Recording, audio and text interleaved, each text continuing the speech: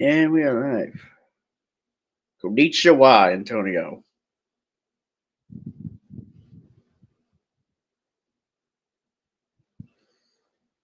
Yeah, not really expecting this stream to be super duper long. I do have a closing shift today, but that won't be for a while though. But anyways, welcome to Sea Monster Live number 51. Gonna be kind of rounding out. Well, I say rounding out. It's not technically rounding out a whole franchise. It's just kind of like we're gonna be talking about Prey 2022, the little film from 2022 in the Predator franchise. It's a prequel to it. Um, it's like what would happen if a predator got dropped in the middle of like early 1700s North America and took on Native American hunter gatherers. You know, considering that I've covered the Alien franchise, or at least like have talked about an entry in the Alien franchise, um, in a couple of streams, I think it make worth it to at least round up by at least talk about a Predator film. Let's get a couple people in. Here we go. Konnichiwa. Hi. Konnichiwa. Mm. Hola. Yeah. それはアントニオですか? Yo soy Lautaro.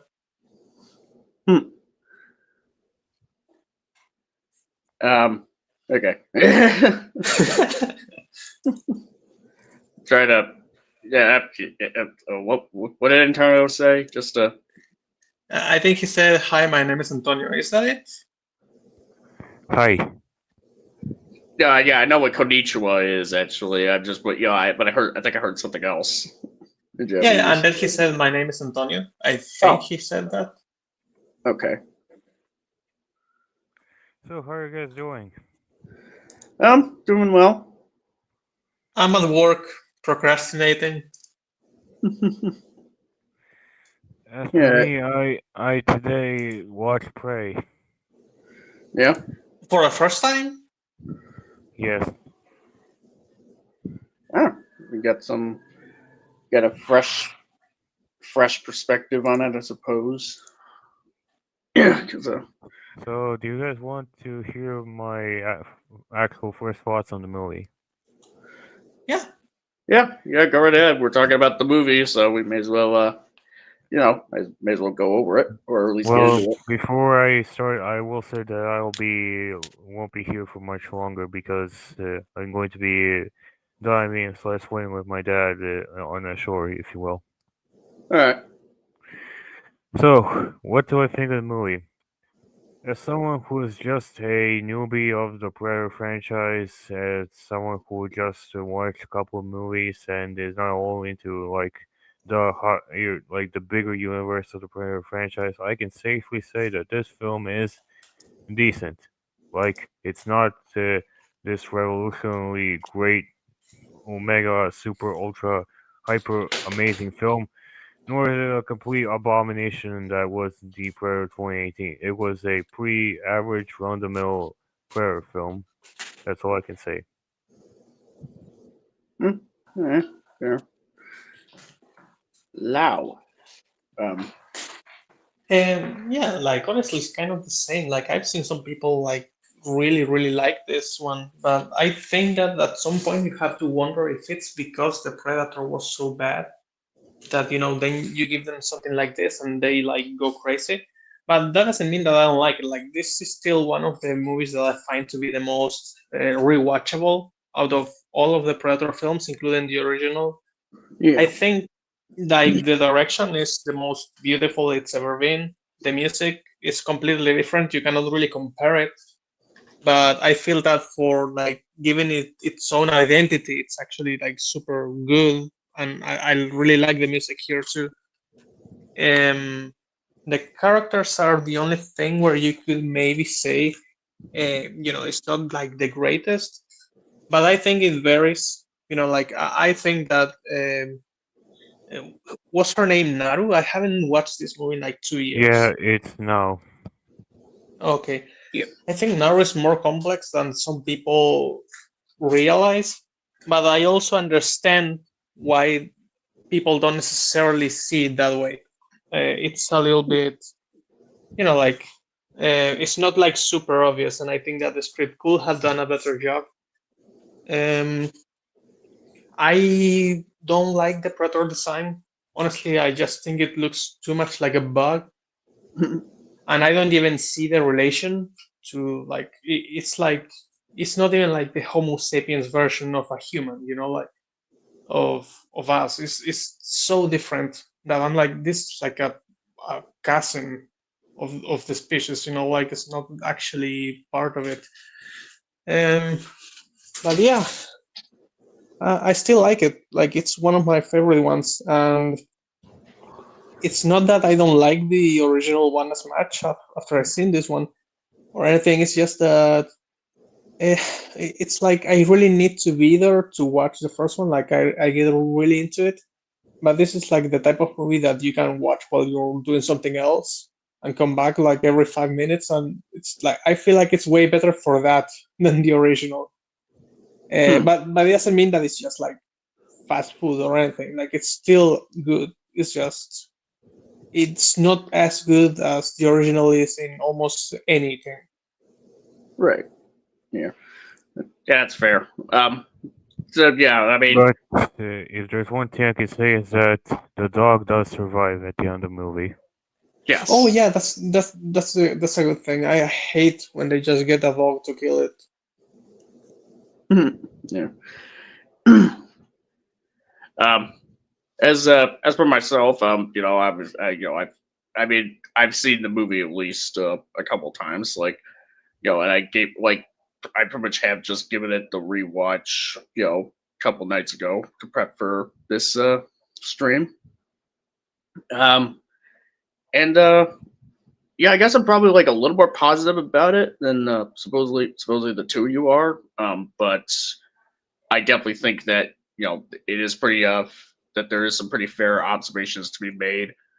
In terms of like how like the character work isn't like the most amazing, really. But even though it is definitely better than what we would see in something like The Predator, as an example. Um, and I can definitely say, yeah, like the film is gorgeously made. On the visual front, um, and there's a lot of great, like sure the feral predator design isn't like my favorite. It may not be my go-to design, but I do kind of appreciate what they were trying to go for with it, where it's kind of like it's like more low tech in comparison to what we've seen before. It's more Um, primitive. yeah, like more Yeah, primitive. it's kind of like a caveman. It's just that to me it looks way too monstrous, compared to even Predator, which is like kind of hard to do. That's all. Yeah, But I still like it for its own, like in on itself. I still like it. It's just that as a Predator, it feels really weird. yeah, yeah. I mean, like when he's like unmasked, the face is kind of like a bit too different, But like I still like the design overall. Um, Mm. but yeah, like, and as far as it definitely delivers on some great Predator action moments, pretty much where he's killing people, in really creative ways, really cool ways, brutal ways, I would say. And Naru, like she's not on the level of a Schwarzenegger from the original Predator, You but mean she Dutch? yeah, I know. Yeah, I'm just saying. I know who Dutch is. I'm just saying for those who don't know. I'm just saying Schwarzenegger because people pretty much know Schwarzenegger. Um, but she's still a pretty solid protagonist, essentially. I mean, I will say there's kind of like a bit like she does have like a bit of plot armor, especially during the climax of the movie, Yes. where the Predator just kind of, where the Predator just sort of was like really efficient earlier, but then suddenly he kind of just he just got it. Let's just say like the film kind of ends in a, like the conflict sort of ends in a way that just makes you go, how would you not figure that out, my guy? About what she was trying to do? Why did you think she took your mask? Like you got this laser thing, you know, Yeah, that you've yeah, been using. that's like the main problem. Like the Predator's intelligence varies a lot, I feel. Yeah, yeah, it varies from pretty reasonably intelligent, at least earlier in the film. Like he's kind of and I definitely think it's an interesting approach to see the Predator just sort of actually sort of just observing like the wildlife and seeing like what's like a predator killing, like you know killing the prey, essentially like the rattlesnake, like the ant getting eaten by the rat and the rat getting eaten by the rattlesnake, and then the predator kills the rattlesnake when the snake is like, what's that, because the predator is still invisible at that time, or using his cloaking device. Another Yeah, example like would be the it's the first rabbit. time we actually see him, like paying attention to the food chain of the Yeah, planet where he yeah, goes. Like we never really Yeah, see that. He like always the goes scene. straight for humans. Yeah, like the scene where he's fighting the wolf and he's basically analyzing how the wolf is hunting, or how he's analyzing, how the snake kills his prey, something like that. yeah. Yeah, Yeah, and there's also, and then there's the bit with the bear, pretty much, which it has like, which is a very striking moment. Let's just say, um, yeah. when the bear's like chasing after Naru, she gets caught in like the little. I'm not even sure what you go. Would you call it a beaver? I don't think it's a beaver. Beaver them. Yeah, Oh yeah, yeah. yeah. That's what it was. Okay. Yeah. And then the predator, fights the bear.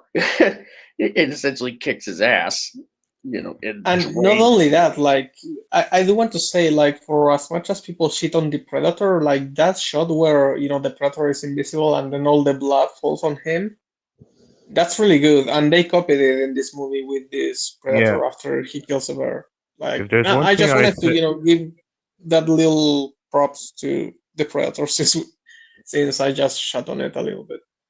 yeah, Hmm. one on the topic of the fight, I thought that right when he was going to tear the bear's intestines, I thought he was going to pull Megatron from Transformers 1 and just rip his entire body in two. Oh, you thought he was going to do a Kong? Yep. Yeah. Hmm. I Yeah, yeah, think that would have been a little bit too strong, like a little yeah, bit too much. yeah. The funny thing is, I pretty much thought that was sort of what happened, but it was just like blood just pouring down on him. Like I don't even think like for what I could tell, I don't even think we even see like the bear's guts like fall out. Really. Me neither. I don't think so. I only remember, yeah, the blood. But by the way, I think that's one of the best parts of the movie because the mask design, I think, is one of the best we've ever seen. Like the Yes. mask really makes it look like a completely different thing. Yeah.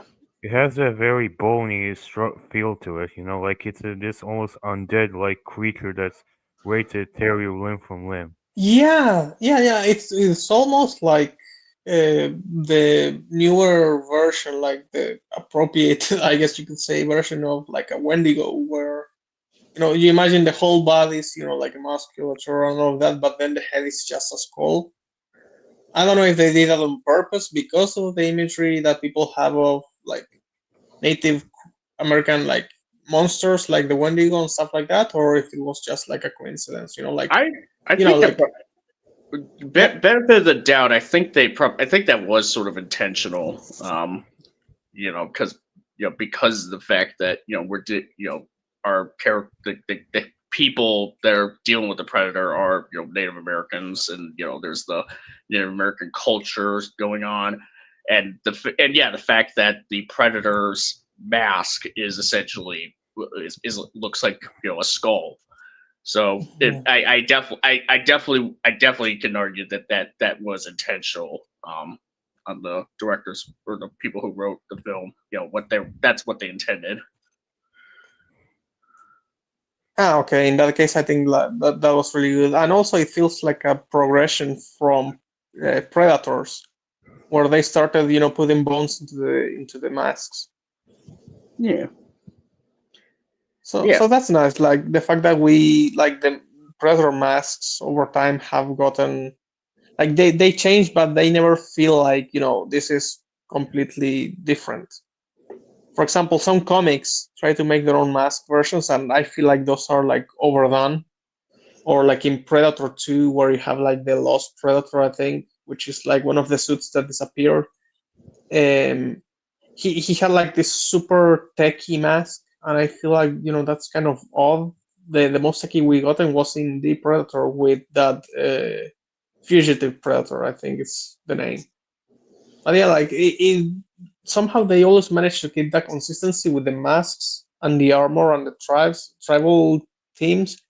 But yeah, with the heads and all of that, and then the Predator with the Super Predator, just ugh. And this movie doesn't really add into that lore, which is a good thing. But it also doesn't really straight up deny it, because if they use our DNA to evolve, still, if that's still a thing they do, which I hope it's not, that will explain why the Predator went from this animalistic, beastly thing to the more humanoid version we see in Predator. hmm. I hope that's not. I hope this is just like a distant relative of the species. Please, God, don't let them ruin it anymore, please. Yeah, yeah. Like at this point, it's kind of where I'm kind of standing in terms of the Predator franchise is kind of it seemed like after Predators, it kind of seems like that they're just throwing stuff at the wall and seeing what sticks. Because like Predators was with Predators, the third film was that I would still argue it was the best of the sequels. That one was like really Yeah, no, definitely. that was Yeah, pretty yeah. dope. Is But it it the seemed like one with after that, is it yeah, the one with Andre too? Andrew Brody, I think was Yes. his name. Adrian Yeah, Brody, Adrian Brody. Yes. yeah, I always talk about that movie with a friend of mine because I think that that movie was the best thing and the worst thing that could have happened to the franchise. The best thing in the sense that it was the most unique, and like even the music was like a newer version, like an upgrade for the score from the original. And the yeah, designs of the Predator also felt like an upgrade. So when you tell me these are like super predators, like a bigger species, like that's I believe it 100%. The way in which they hunt feel like an upgrade on what we've seen before. Everything is By the better, way, are but the those like concept was, yeah. I was just gonna say, are those predators from the Predators movie? Are those like the Bad Blood? Not necessarily, but they could technically also be considered bad blood. Bad blood was a normal predator that turned rogue.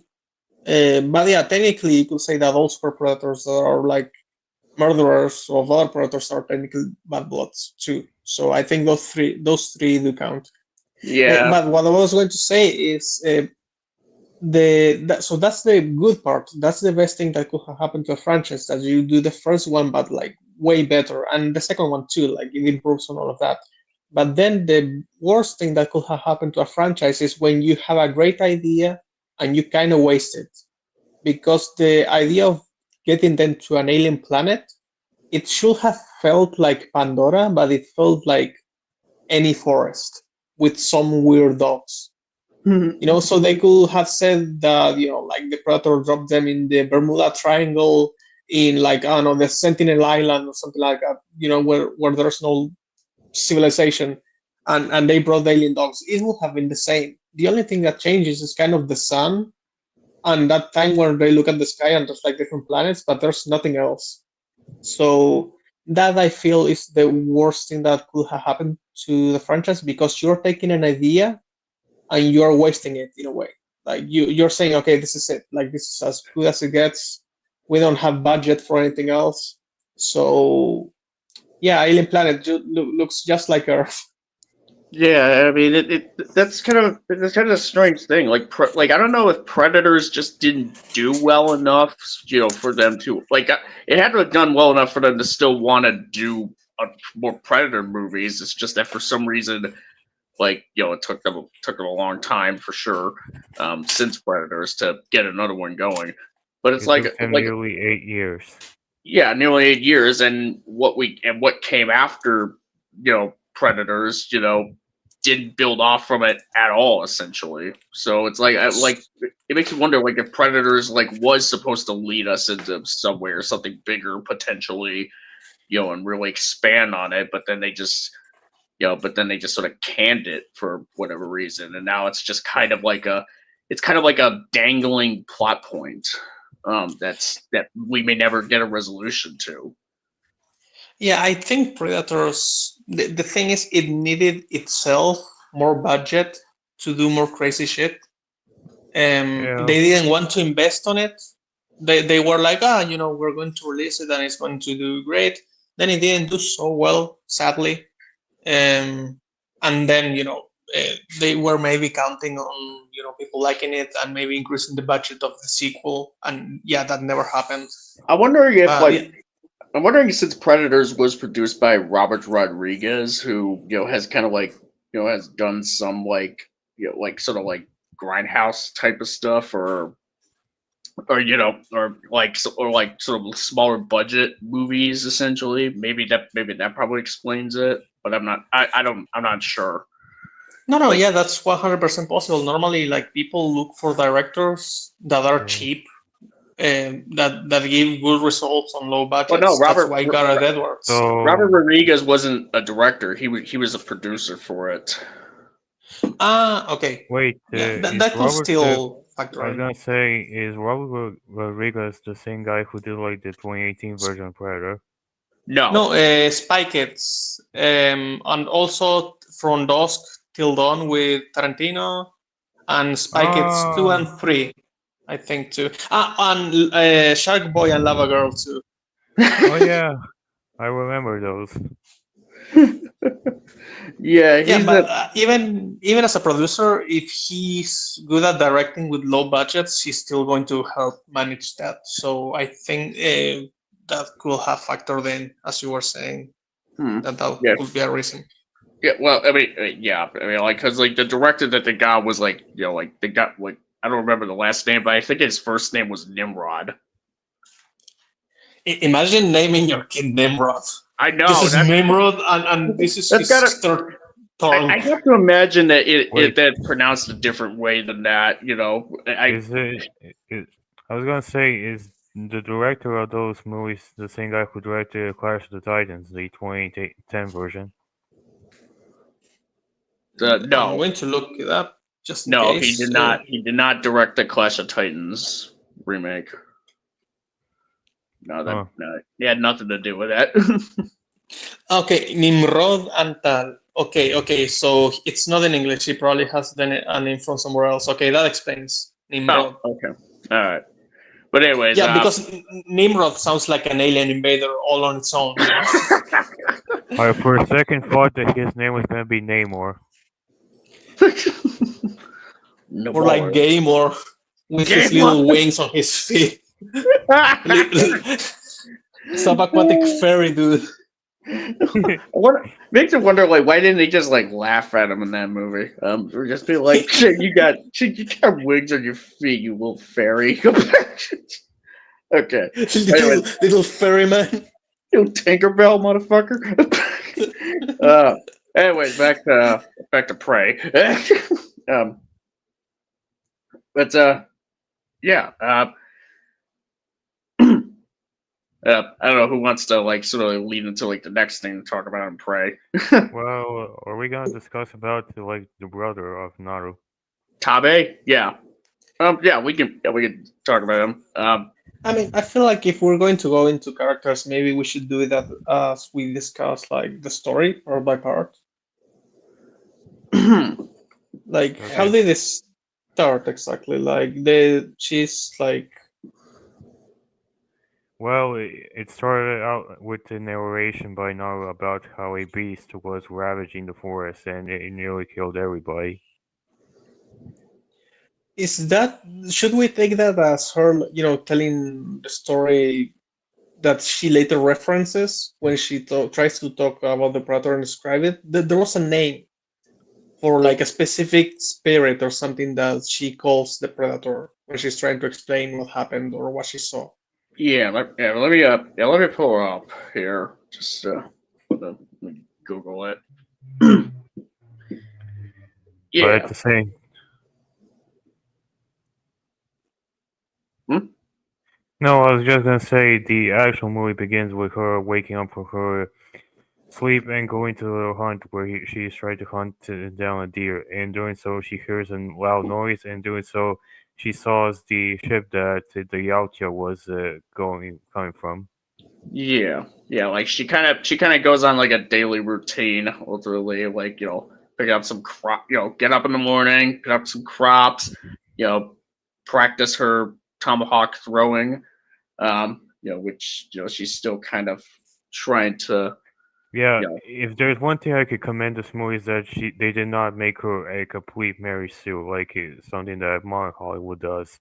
I like yeah, that she at least has some bit of flaws in her. Yeah, some people were like, this movie. Oh, should we talk about that before we start? Like the fact that some people were saying, no, this movie is like woke. It's bringing on a like a female main character, strong female one, and shit like that. And then when people like actually watch the movie and it was good, or like for example, I think it was Critical Drinker who was trying to set that shit up, and then when the movie was actually fine, he kind of had to eat his own words and like either edit his video or something like that, or he just had to like really, really, really backtrack on it. Hmm. I really don't take Critical Drinker all that much. I think he's a joke of a critic and he should not be taken seriously at all. I don't necessarily think he's a complete failure. I just think that he has basic ass takes, and I do consider that the word grifter applies to him, or at least applied to him in a very large like way. I don't know how to explain it in English, but well, I don't think that he's always grifting. He has grifted in the past. Like he has been like a complete hypocrite promoting this anti-woke bullshit when he himself has done it in his books that he has written. So yeah. Anyway, the thing is, there was a lot of like this was the time where a lot of movies were doing that. Like bringing an old IP, and now there's a girl like Terminator, all of that, and even Doom, Terminator: Dark Fate. I didn't Doom really did it think too. Doom. Yeah, they made Really? a live action Doom movie called Doom Annihilation, in which the Doom guy was in a movie, but they replaced him with a girl boss character.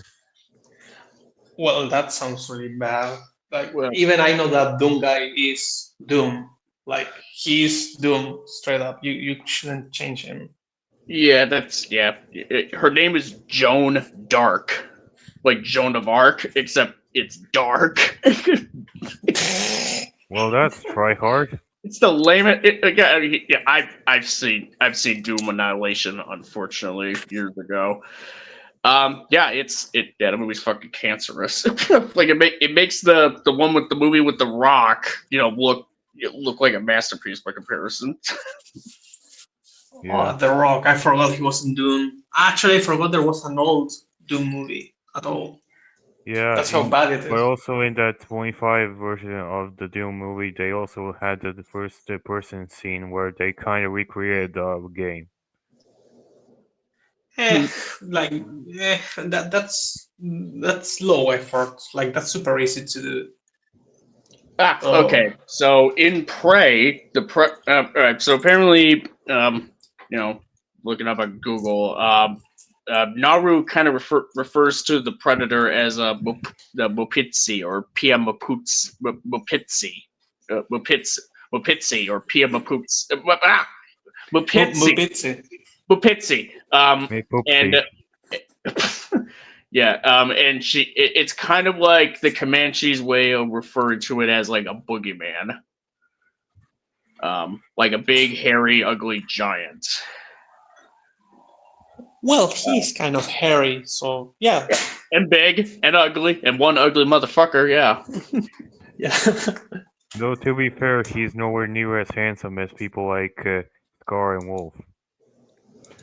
yeah. Dude, like AVP, like that's the thing with Predator. Like you have some of the best things in some of the most mid movies. Like Yeah. AVP Requiem has the best Predator period. Like straight up, like that's the best one we'll ever get. I find it very hard to have a Predator that could be that much of a badass You mean Wolf? without the aliens involved. Yeah. Now we're going to get a new movie. Hopefully, that's gonna change, but it's like a highest bar to top. Mhm. Yeah. Um. So yeah, and so anyways, yeah, Naru, she sees something in the sky. It's kind of a invisible. It's like almost like a UFO, but she thinks it's like a thunderbird. Like a sign that she's that her time to be like the ultra badass hunter that she wants to be is pretty much is coming near. Ultimately, like she pretty much wants to prove herself, but obviously the lesson that she has to undergo is that the point of like her being a hunter isn't so much to prove that she can hunt, but it's mainly to survive ultimately, and that's kind of like the wisdom that Tabe gives her later in the film. Like it's like, yeah, you can talk about how much of a badass of a hunter you are, but but unless you survive, like unless you can survive a hunt, like you're not really proving anything. You just end up on like a suicide mission almost. Yeah, yeah. It's kind of like the -1 thing where it's like it's about life. It's not about death. Like that's not the goal. The goal is not to kill something. It's to live. And she Yeah, was looking at it the wrong way. Yeah. yeah, yeah. I mean, and sure, killing the thing, killing it, something, to survive is, it's another. That's a. I mean, that is a way to ultimately try to survive is to kill which is trying to kill you. But yeah, Yeah. that's pretty much. Anyway, guys, I think I'm going to be leaving. It's gonna be now 6 o'clock in my place. Yeah. All right. Okay. Yeah. Hey, It's good. guys, but before I go, do you guys have anything to say about like my brand new original kaiju that I made? The Yeah, I actually did kind of send you a message in DMs. Like it's an interesting design, but I can't help but just sort of think of it as being more like a like sort of like an edgy version of Bebop from Teenage Mutant Ninja Turtles. Yeah, Like if someone were to make like a gritty, like actually like a very gritty like reboot of TMNT, and they just decide to bring in like those types of characters, like that's kind of like a design that would fit for Bebop. yeah. And the thing about it is I was trying to go for more of a tapir type of look because tapirs are at the end of the day my favorite animals. Yeah. Yeah, it But kind of makes it kind of just makes you think of Bebop more than like a kaiju, but I guess depending on what you're going for, it could work. well, what do you have to say? Not much because I haven't seen it yet. And if I did, I don't really remember. It wasn't the doggy, right? You showed me like a dog that looked kind of skeletal. That's not the one, right? There wasn't It, another one. I'm it sure that was you it, showed them. it's on our general. You can see it right now. Yeah, no. The thing is, I cannot actually like use the screen. Like the phone is here near my face, but that's kind of it. I'm But here on the computer. anyway, I think I'll be going and sayonara tomo yo arigato. Hey, take care, man. Bye. And then number two. Everything. Predator stance. By the way, um, yeah, like when she first sees that the thing, like I was watching this movie with my mom, and I never told her it was a Predator movie. So she only realized it was Predator when she saw, like the Predator actually on screen, So not like even like when invisible. so not even like with Prey and you have like the title font, looking No, no, no, stylized. because she doesn't speak English. So when she read Presa, which is pray in Spanish, no connection. And when it comes to the font, she doesn't really know it. Like she doesn't have it memorized, so she didn't really notice immediately. Ah, yeah. So when she did see I, the Predator, she's all like, "Oh, hey, it's that one oh, guy, it's the guy that Arnie yeah, called the one ugly motherfucker." yeah, yeah. Literally, like she like punched me. Hey, you tell me it was Predator. Yeah. Also, I think that the title prey is gray here, right? Like in the sky, and it's like stone. Yeah, Is that? Yeah. Maybe if it had been red, she would have been like, but since it wasn't like the same color and all that, like I think that also helped.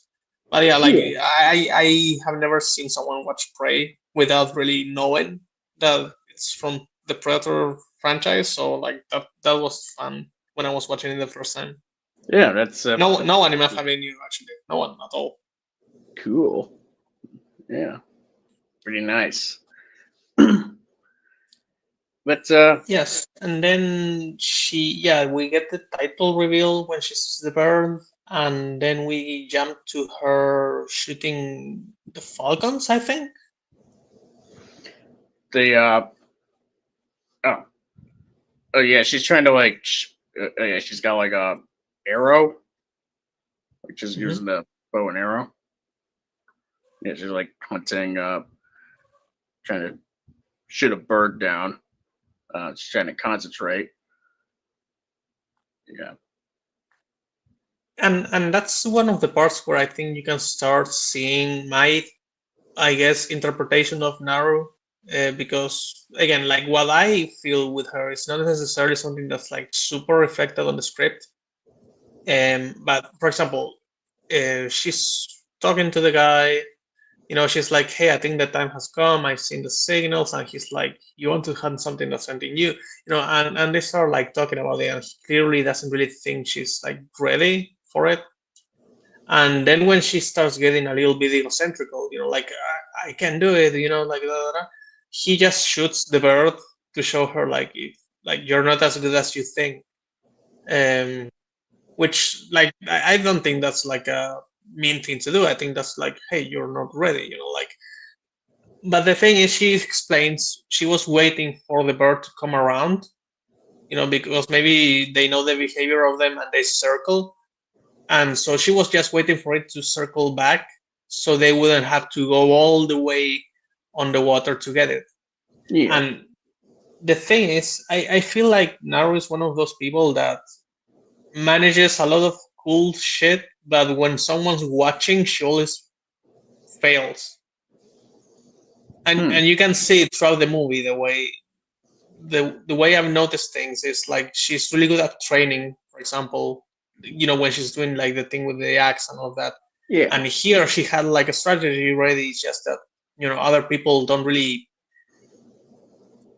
wait for her to, be able to show things. That's why I think she has like this inferiority complex, and that's why she really wants to prove herself, which is like the most obvious part of my interpretation of her. But yeah, like I think that's part of it, like the fact that she always fucks up when she's in front of someone else.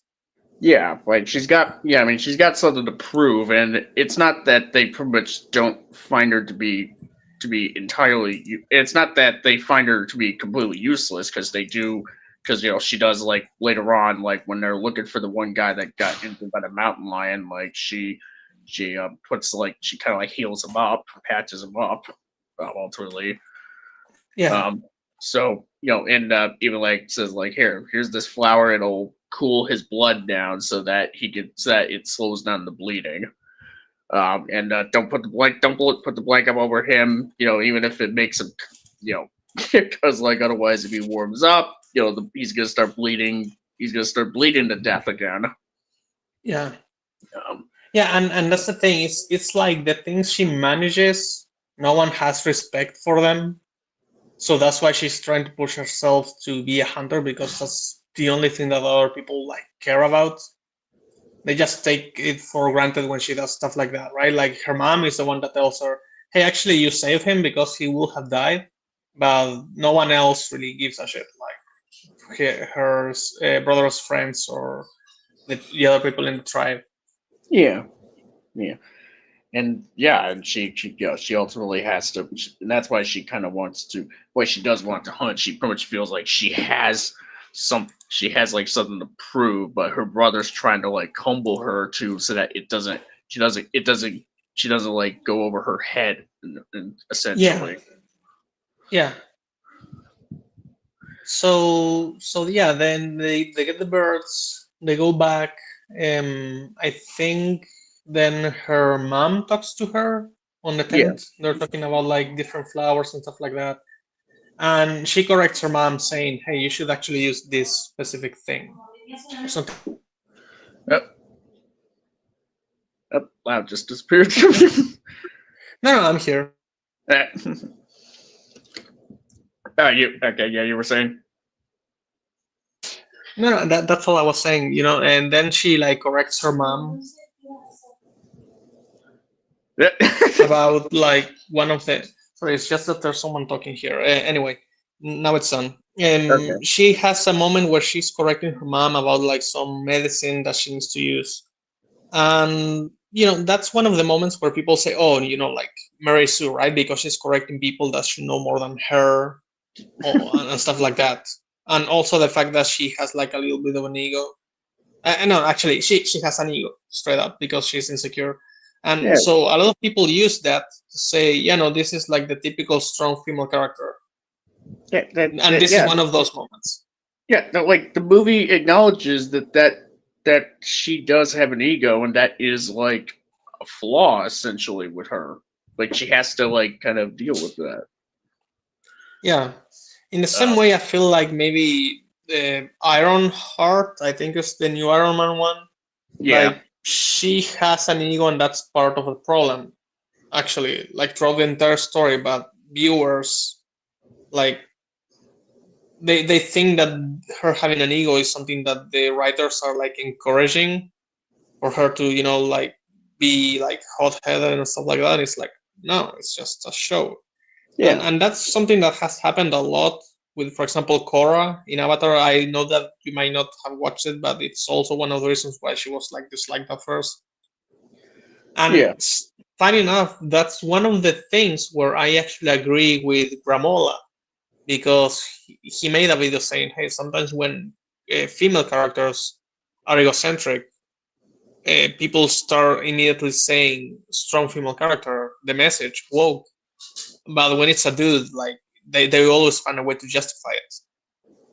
Yeah. When you should probably be like a bit more consistent, in terms of like your standards of like what you think, what you would be willing to accept, and what you wouldn't want to, what you wish to not accept, or what Yeah, you would say is not the way to go. It was like yeah, I mean, like as somebody who really does enjoy the John Wick films, there's like a couple of times where like there's like I could definitely name like quite a few examples from especially the later John Wick films where it's insane like what he goes through. yeah. He literally falls off a building like 8 floors or something like that, He and he's jumps fine. out a window. He jumps out a window at one point, and just to escape, like like probably like a 5-story window, and the only thing that softens his fall is him landing on a van before Yeah. hitting the concrete. That's like I don't know how. That's okay. You see, look. Here's the explanation. The van was full of candy, and that mitigated the impact. Cotton candy. Ah, yes. Oh, and Yeah. we also got Zazim. You're As in, black. You're gay. How you doing, man? I'm still living, so I'm doing good. Yeah, still living. Still living. Making money, still living. Money, women, for drugs. now. Something like that. I don't know. I'm not that black.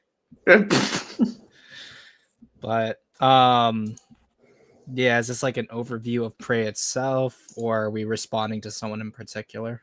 We're just talking about the film itself. Maybe even like if we want to maybe even like make some mentions of like some other videos. It's really not like a full breakdown of videos. Just kind of like make some mentions of videos on it here and there that at least that we can recall. Gotcha. No, there was like one I just heard. There was like one thing I wanted to respond to. I think it was something that Lau said about Korra, and was it agreeing with the Who? I wasn't sure. I Yeah, thought I heard. yeah. I said that I think that Gramola said something that even if his examples maybe are not like all the way, and his video might have issues, which I don't know. I didn't watch it, but the idea, like the statement of people treat female characters who might have an ego differently from men who have egos. I feel like like after 2016 or so, people have just seen female characters and immediately screamed woke. It's kind of like the kid who cried wolf too many times and Yeah. now it doesn't have any value. Kind of like Okay. that. Gotcha. So like it was partly cut off, so I didn't hear all of it. Like I agree with you to an extent. I think also the problem is that certain cases you have to like really dig into like what directors or creatives have said, because if you don't have like the full context behind that, then someone making the claim isn't going to make sense to you versus it just being more obvious in the show itself. So sometimes it comes down to a person who's critiquing the work says something like for example, like a lot of people had issue with like the Barbie movie because of like what the director and like a few people who worked on the movie themselves said, and that's where like that whole woke accusation came from. And if you're just like a normie or someone who's not really like tuned in or like focusing too much on it, you're gonna be like, that doesn't really make a whole lot of sense. And then if you just watch the movie, that's the thing too. Sometimes if you actually watch the movie, you realize that what they're saying doesn't mean anything. Like in Dark Fate, you can say that you hate that they killed John Connor as much as you want, but the director of Dark Fate said that this movie will like make a sexist men tremble or something like that, and there's none of that in the movie. Like no character in the movie. Like you have two girls. One of them is like an enhanced human, and the other one is the new John Connor in the sense that John Connor died, and there will always be a Skynet, and there will always be someone that Skynet wants to kill. That's all. And when people start saying that it was like this strong female thing, and it's like, did they take like 3 people to fight one Terminator? They're clearly not trying to do that. But because someone said that, people forget what they're seeing. Like it's complicated. Well, I think like also like if a director says that, the thing is that you then have to consider what it is the director thinks those people are like. And in a lot of cases, there's been so much inundation where creatives and directors will take innocuous statements from fans and then extrapolate like sexism and the like to it. And I think nowadays people are just done with that treatment from creatives, that now everything is a double down. So there's no like, what's the word I'm looking for? There's no there it is, no grace given. So and I think that like, is it unfortunate? Yes, but is it a product of what we've seen in the last couple of years? I'd say yes. Oh yeah, sure. Like She-Hulk is like that. I'm not going to pretend like, oh, everyone's like having like some type of like mental disorder. No, like She-Hulk is like that. Captain Marvel was like really bitchy, and people say, well, but like Iron Man was like that in his first. No, dude, like he changed halfway through. Actually, less than halfway through, he already regretted his life choices. Like it's not the same. He regretted his life choices since movie 1. Exactly. Yeah, on the first movie, before half of the movie, he was already trying to change. So like, it's not the same.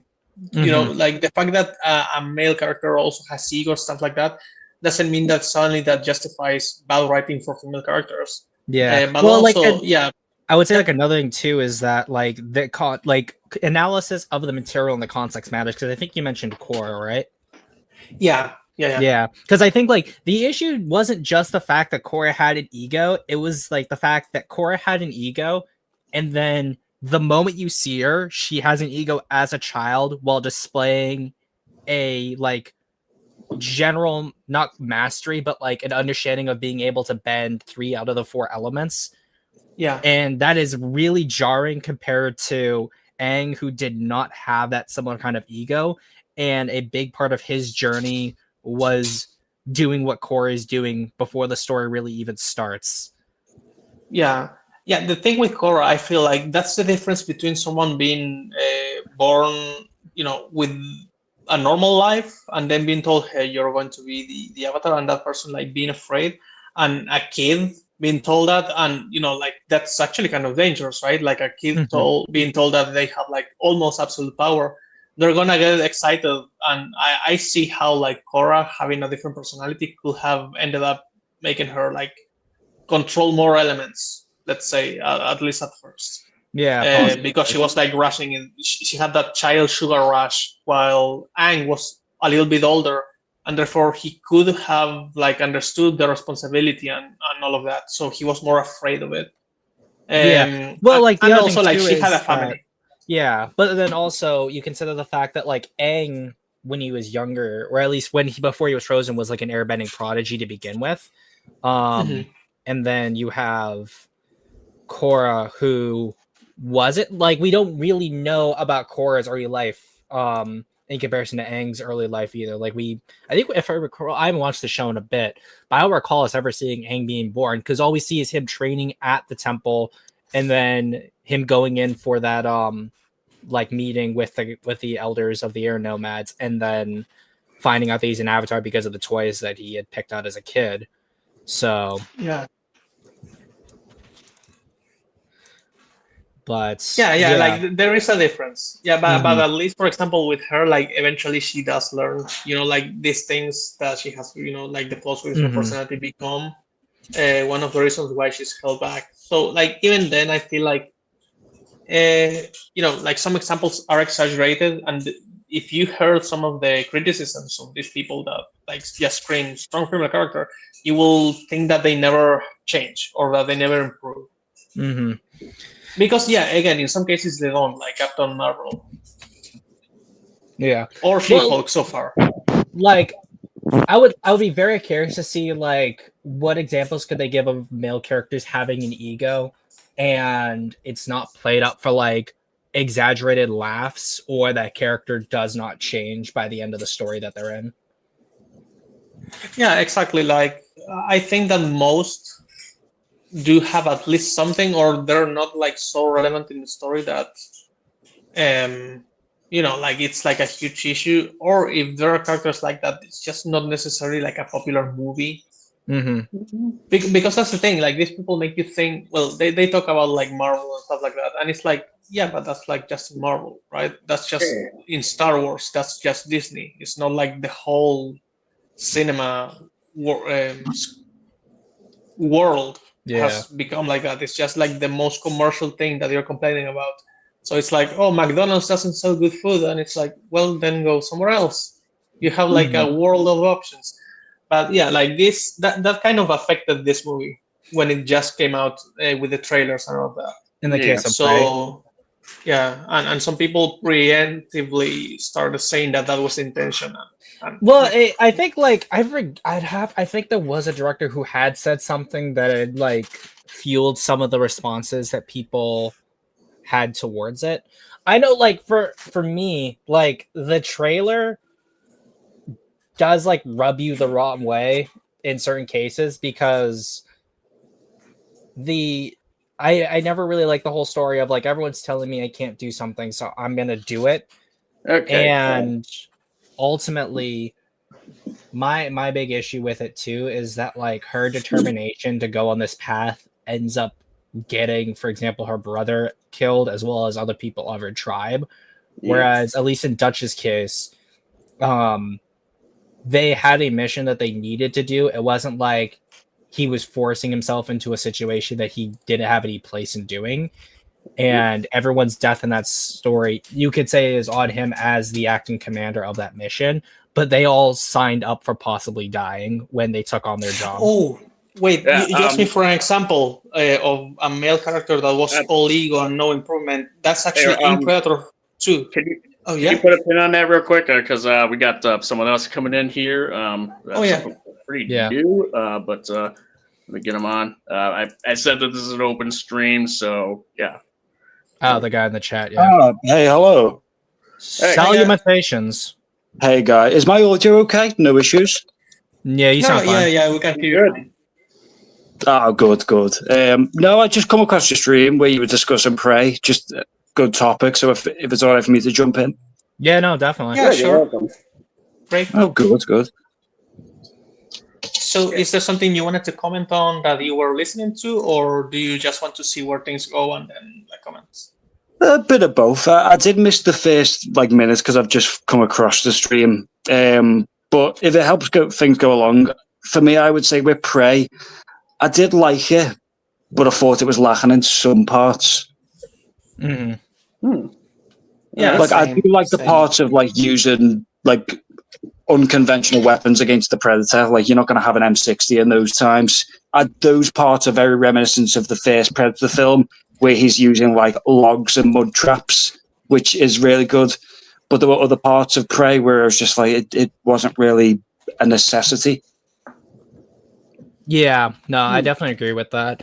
I would say I'm actually curious, what's your thoughts about more of the extended action sequences you see with the Predator? For example, the French trapper scene. What's your thoughts on that?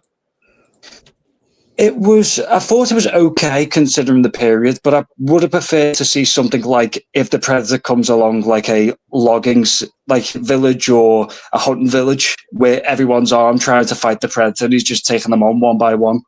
Mm-hmm. To completely show how brutal the Predator is. Do you know in Predator 2 where he just jumps through the big shootout and takes them all out with no one knowing? Mm-hmm. Yeah, and actually, now that you're saying that, I started watching American Primeval or Primeval America, something like that. It's on Netflix. It's a show about the Old West and all of that, and it's so fucking brutal. And when I see that, I'm Prey could have been better, but that doesn't mean that we didn't get a good movie. It's just that I hope we get a sequel or something, Mm-hmm. You said, yeah, don't get me wrong. I did enjoy the movie. I just felt they should have shown what the Predator is actually capable of, because we've seen it in 1, 2, AVP Requiem to an extent of what the Predator can do. Yeah. Well, I think another thing too to consider that's weird about this particular movie is the fact that you have a completely different species of Predator. And I think that I don't remember particularly if they had said this in an interview or not, but the reason why a lot of what you see from him is so different is due to the speciation of the Predator. So that's why you have different kinds of weapons and his behavior is completely different. Yeah, because I think it was originally specified that they're all the same, but they mature obviously as they get older. But it's not about specification; it's more about class, where you'll have young hunters go out and do the thing, and when they come back, it's right, you're proving yourself. Here's better armor, weapons, and stuff like that. Oh no, definitely. But I'm saying in this particular case, the feral Predator just looks really different from the original Predators. So it's a different body proportions are completely different. The neck with the hunchback and all of that, the neck is really long compared to the other ones, for example, and the placement of the eyes is completely different. Yeah. So actually, we were talking about that with C. I was worried that actually explained that the Predator is technically still canon, where they were very monstrous, then they came here and took autistic children back to their planet and used their DNA to get more human, and that fucking scares me, because that means that now they're child predators, and also it means that that movie is still canon. So I really hope it's not that. I hope this is some type of primitive super predator or something like that, hopefully. Yeah, because doesn't the AVP canon differ from regular Predator canon? Yeah, well, the thing is that the films and then the comics are all different in that sense, where it's you have Predator, and then you have Predator 2, then you have Predators, which kind of work as like their own separate thing, and then the Predator, which kind of fits in there in like a weird way too, where like can it fit? Yes, but then it raises so many questions about things future things. I was going to say you've also got a AVP Requiem.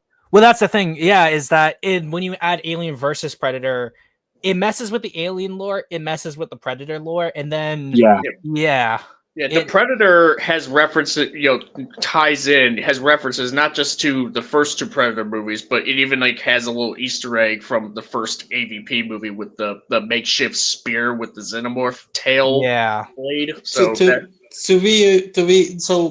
I don't know if you guys like horror stuff, but for example, I think of the Predator as the Jason Goes to Hell of Predator. It's a director that did crack. He said, wouldn't it be cool if, and then he did a whole movie based on that. And you should never consider it as canon because it's a joke. Mm-hmm. Like the script doesn't take anything else into consideration. They wanted to bring Ripley in at one point. That's how cracked up the guy was. So I almost consider him as a fucking traitor. Like, you were in the first one, and now you're doing this to a franchise. Well, how sad is it for you to know that Predator Badlands may very well be vindicating him because Weyland Yutani is going to be referenced in that film in Predator Badlands. Different because... Sorry, you go first. Sorry. Don't worry. I'll make it really fast. That's different because we can assume that AVP is not canon for Badlands. We could assume, like, it's true that we need confirmation, but like those movies were never considered canon by anyone in the Alien franchise or Predator. They're like their own separate thing. So this will be like a new continuity where this is actually planned. So I think that's okay. Yeah, I mean, I was going to say, I think, too, it's like one of those cases where Badlands is following more of what they were doing in like the AVP comics and video games, where it's taking place in the future past like the Alien films. So then you can still have Predators, still have Weyland Yutani, and have Xenomorphs and all that, and just be sort of more of a sandbox type of setting where they can have like Marines, Predators, Aliens all duking it out. Yeah. Yeah, because at least with fairness to the games, they had it where they were all their own separate thing, but the same universes were connected because it's meant to be like the same galaxy. Yeah. Where the Aliens and the Predators are doing their own thing, but the only time they come together is when the Marines hear about the Aliens, they go to fight them, and the Predators also hear about them, so they show up, and they're both at odds. It's like, well, we're fighting this one thing, but we don't know about the other thing. Mm-hmm. Yeah. Yeah. I mean, like, with the Alien franchise...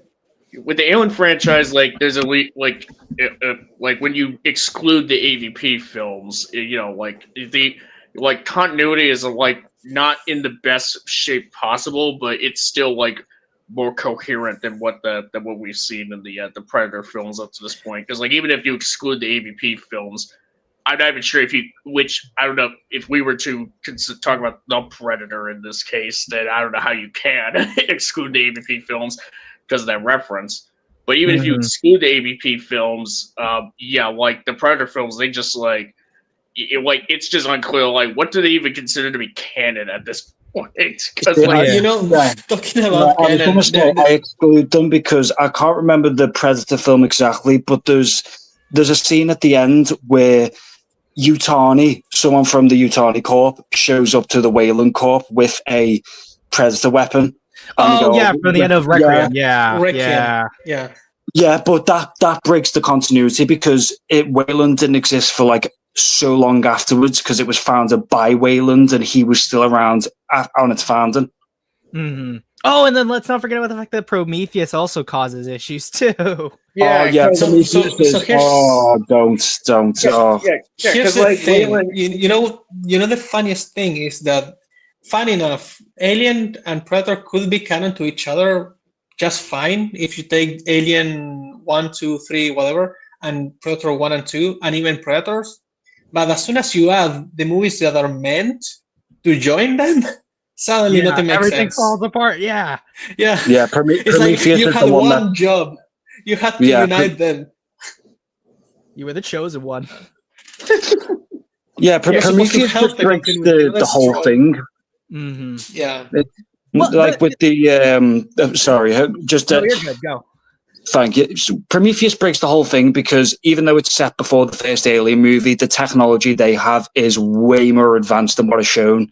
And I know it's a modern film in comparison to a classic film, but in the Aliens universe, it is established that they still use those big, like, clunky computers and bulky engines and stuff like that. So Prometheus breaks the law of how technology works in the Alien universe. And the thing with the technology is like Ridley Scott is this weird guy where he kind of doesn't like aliens, like, or at least you have to believe that he doesn't like it because he never really references it.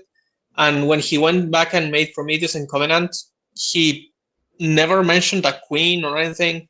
So it's really weird. The thing is, if you want to go to Alien and then Prometheus, you could argue that that's how bad the conditions for workers are, that they gave them basically a trash ship that's like a century old.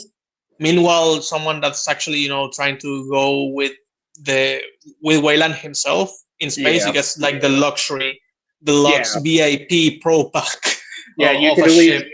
you could at least make that argument that considering that Peter Whalen was like flying in the Prometheus ship, like that's like yeah, it's like a better class of a ship than what we would see in than what Ripley and her crew pretty much got the Nostromo in the original Alien, or anything, or even like like what the Marines got in Aliens. Yeah, and even in Aliens, I feel like they are not. It still looks a little bit retro, futuristic, but it's not as retro as it was in Aliens. So I feel like it does kind of show a little bit. Yeah, like the Marines, the Marines would at least have like that sort of middle ground there of being retro and like super futuristic tech at the same time. I'd say the thing is that like whenever you're in like a universe, if there's a certain aesthetic that was created, even if like we're years past when that original film came out and technology has changed in certain ways, you should just follow the design language of the universe and how it's set, because ultimately, even if it's more understandable to a modern viewer that we're gonna have more touchscreen type of setups for things like that, it's just always going to clash with what's already been established. Yeah, because that's for sure. Start, it's like imagine if with Warhammer 40k they started saying, "Oh, technology is better now because it's 40,000 years in the future." So instead of using like these World War I style tanks and these massive hulking cathedrals, let's switch over to something slimline. Even though they could say, "Oh yeah, but in the universe that technology exists," people will go, "No," because it clashes with the aesthetic that's established. Yeah, exactly. Yeah, I was just being devil's advocate, but no, I do think that you guys are right. No, you do make a good point in the fact that, it's a Wayland ship and he's choosing the best of the best, so that technology might be available to them. I just think they should have stuck to more of the aesthetic at hand.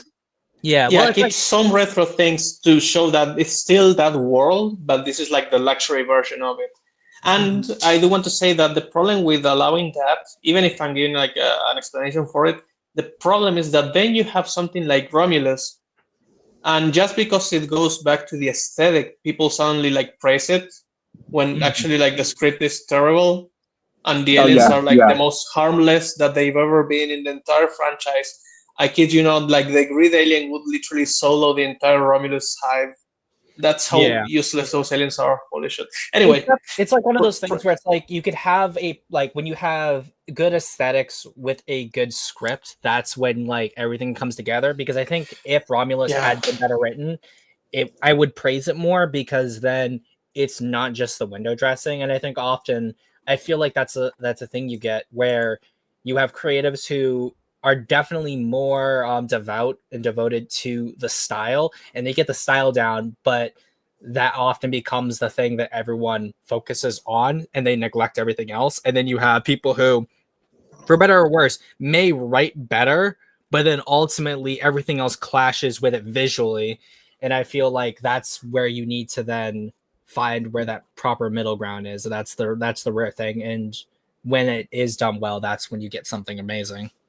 Which is what Prey does, to be fair. Like we were actually talking with C about, like even though these predators might look like different species, like their culture looks when you consider like the time period, it looks like this could easily be like a Asian predator. And the cooler thing is that they reflect the culture that they're going to interact with, which doesn't necessarily make sense in canon, but it still fits here. For example, we were talking about like the mask looking like a skull or bone of some weird animal, kind of reflecting the modern depictions that we have of the Wendigo. So modern audiences can look at it and be like, "Oh, that's kind of like a Wendigo," and he's going against the natives. But in universe, it still makes sense because it's a primitive predator, so he probably didn't make this thing out of metal. He made it out of a trophy of something he killed. So Well, I mean, it fits in almost every way. Like, well, I mean, Look, I think like your idea works. Like my thing with it is that with this specific predator, it has a mixture of more advanced tech in certain cases and then less advanced tech in others. So like, for example, it still has like the gauntlet and stuff, which is pretty advanced, but that's like on par for what we see. The wrist blade is pretty much the same. The spear is on par. The shield's different. We haven't seen that before, but like the net gun that he has is even more like advanced than the net gun we've seen in other things.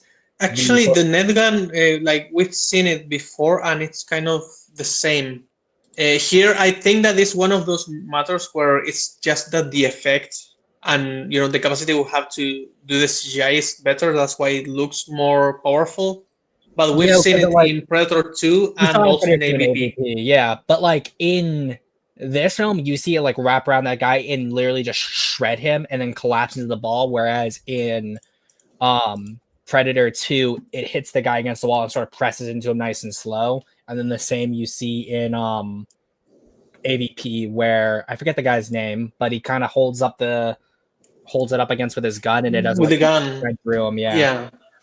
You know what? Yeah, you're right. Like even if you can make the effect look better, you shouldn't have gone so hard with it. There needs to be some self-control. Like I think they really wanted to do that visual, and like I think I am convinced entirely that that whole scene with the French trappers is literally just done so they can splurge an action sequence without killing a bunch of natives. So that's my hot take for the day. Yes, it's true. Same. Yeah. Yeah, and, the other thing. Oh, sorry, you go first. Yeah, don't worry. I'll just finish with the net thing because I'm going to play devil's advocate again. Maybe actually the fact that the net is so strong was changed on purpose so you didn't destroy the trophy. Because it's like, I just wanted to capture this motherfucker and now he's like turning into little cubes, right? So now a hunter will go and hunt another one. Like it literally shreds him into paste, and then like as the thing collapses, and you just see like the pulp of the wood and like the blood and stuff like oozing down. Exactly. So it's a paper shredder, and you're like, I just wanted to capture the motherfucker. Like maybe we need to, like make these nets not as murderous. So then on future movies they fix that. They patched. They nerfed the net. Like half of the predator population's like tackling. It's like, God damn it! I'm just imagining a predator on a ship towards Earth, and he gets a message going, "New patch update. Here's what we've changed." And the predator roars to the sky in frustration.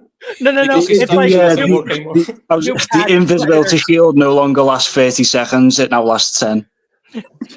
They're like, no, it's like it glitches out too. So like you'll just see like a predator like popping in and out like a texture.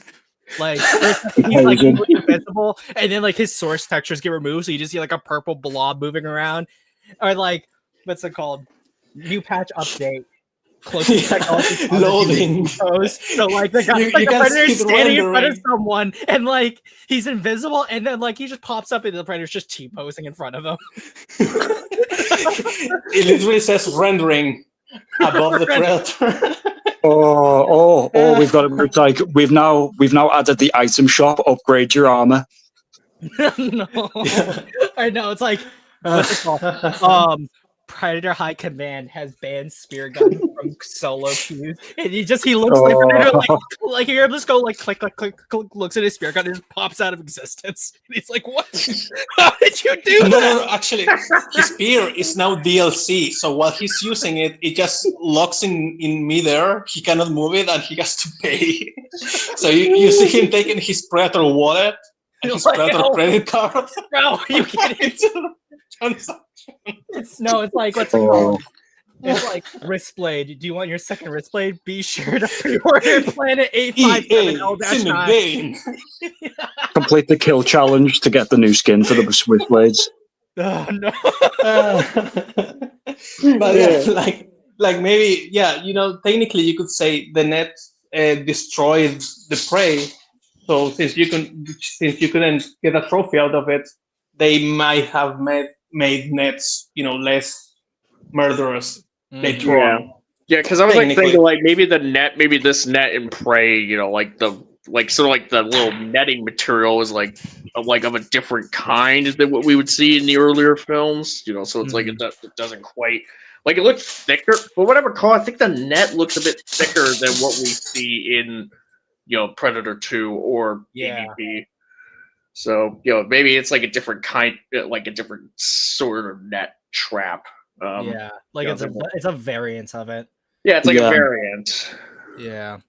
You could have one where you shoot it at someone and they just just become wrapped and it doesn't press against them, but they can't move. It's like, oh, I'm stuck.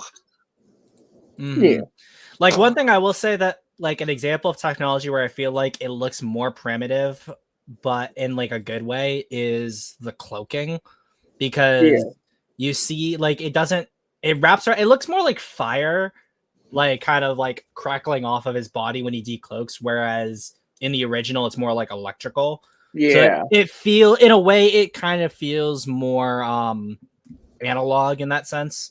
Although one thing I'll definitely say that's a little on the weirder side is the replacement for the plasma caster being like the spear gun for him. That I find to be a little bit of a stretch, and I think they're trying to be more like native adjacent with that, having him use like a spear gun instead of like a plasma caster, because he's already in a ship and they can do like exactly planetary. The plasma already exists. And they have cloaking tech too. Like the idea that he doesn't have like a regular plasma caster seems weird to me.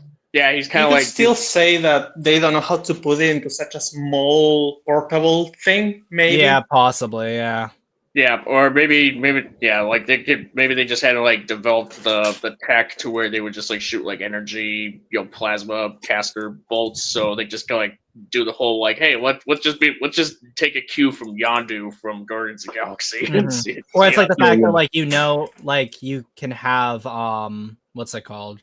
You can have giant cannons on like your spaceship, but you aren't able to like miniaturize it into like a gun, like a portable gun form. Right. Yeah. Yeah. Like that's it's fine. Oh, you can build a railgun, but we can't make it handheld. Exactly. Yeah. Yeah. Now, granted, like a lot of these details, explain like why the Predator uses this specific type of tech. It's not technically in the film. It's just, like we're just. I mean, at this point, it just kind of seems like we're just sort of not to be like disparaging, but it kind of it's a bit headcanon-ish. Yeah, no, it's definitely headcanon-y. It's just more those like it's like those little details that we as nerds love to do, where we kind of see like where everything sort of connects itself. Yeah, it's at least not like a major like we're not talking about like major plot points really, where it's just like wait, that doesn't make any sense. It's like, well, if you think about it, this thing might have happened or this thing may have happened. It's like but that's headcanon though. Like that's bullshit you just made up. You could also make sense from it where in some of the comics, the Predators, they've got like a wide variety of weapons and it's down to personal choice. So maybe they do have the plasma casters, but that guy just said, no, I want me like spear gun, or, oh, I don't want a spear. Because I'm pretty sure in one of the comics, there's like a Predator sword. Mm-hmm. Yeah. And there's a couple of swords. Like, for example, the Elder Predator uses like this machete thing, for example. Yeah. And he also has it in Predator 2 if you look in his waist. Yeah, At and there's his also waist. those like these like little ball things that come out of the gauntlet that just blow. That just like they're like heat seekers that blow the guys up from from far away. I kind of heard. I think I heard EFAP sort of criticize that and just be like, "Well, why wouldn't the Predator just use that to begin with?" Or like I don't know if they said something like that, but Because he's a predator. Yeah, because it's like he's gonna use these. Well, he's clearing out like like there's like a whole bunch of them, and so he's not. He's gonna like. There's already like a whole bunch that are out there. Oh yeah, right. I know. Right. With that in the law, it's explained that the Predators have access to like some of the best weapons on Earth, like plasma not Earth, sorry, plasma casters and other like powerful weaponry. But they, with the way their society works and stuff, they choose like wrist blades and spears and swords, not because although they could just use the plasma caster and take everyone out, they choose not to because they feel as like, I'm using like melee. It's more honorable. It's better. Yeah. But it's a matter of tradition too, because it's like in the case of like us, like could you hypothetically go out hunting with like a Barrett 50 cal and kill things? Yes. But the point isn't just to kill things, it's to show like your skill with the limited tools you have and preserve as much as possible for the purpose of claiming something, in this case for the Predators, a trophy. That's how like it's explained in the 40k universe. You've got some of the greatest guns to ever exist, but people still use like great swords and axes because it's a more honorable thing or more of a personal thing.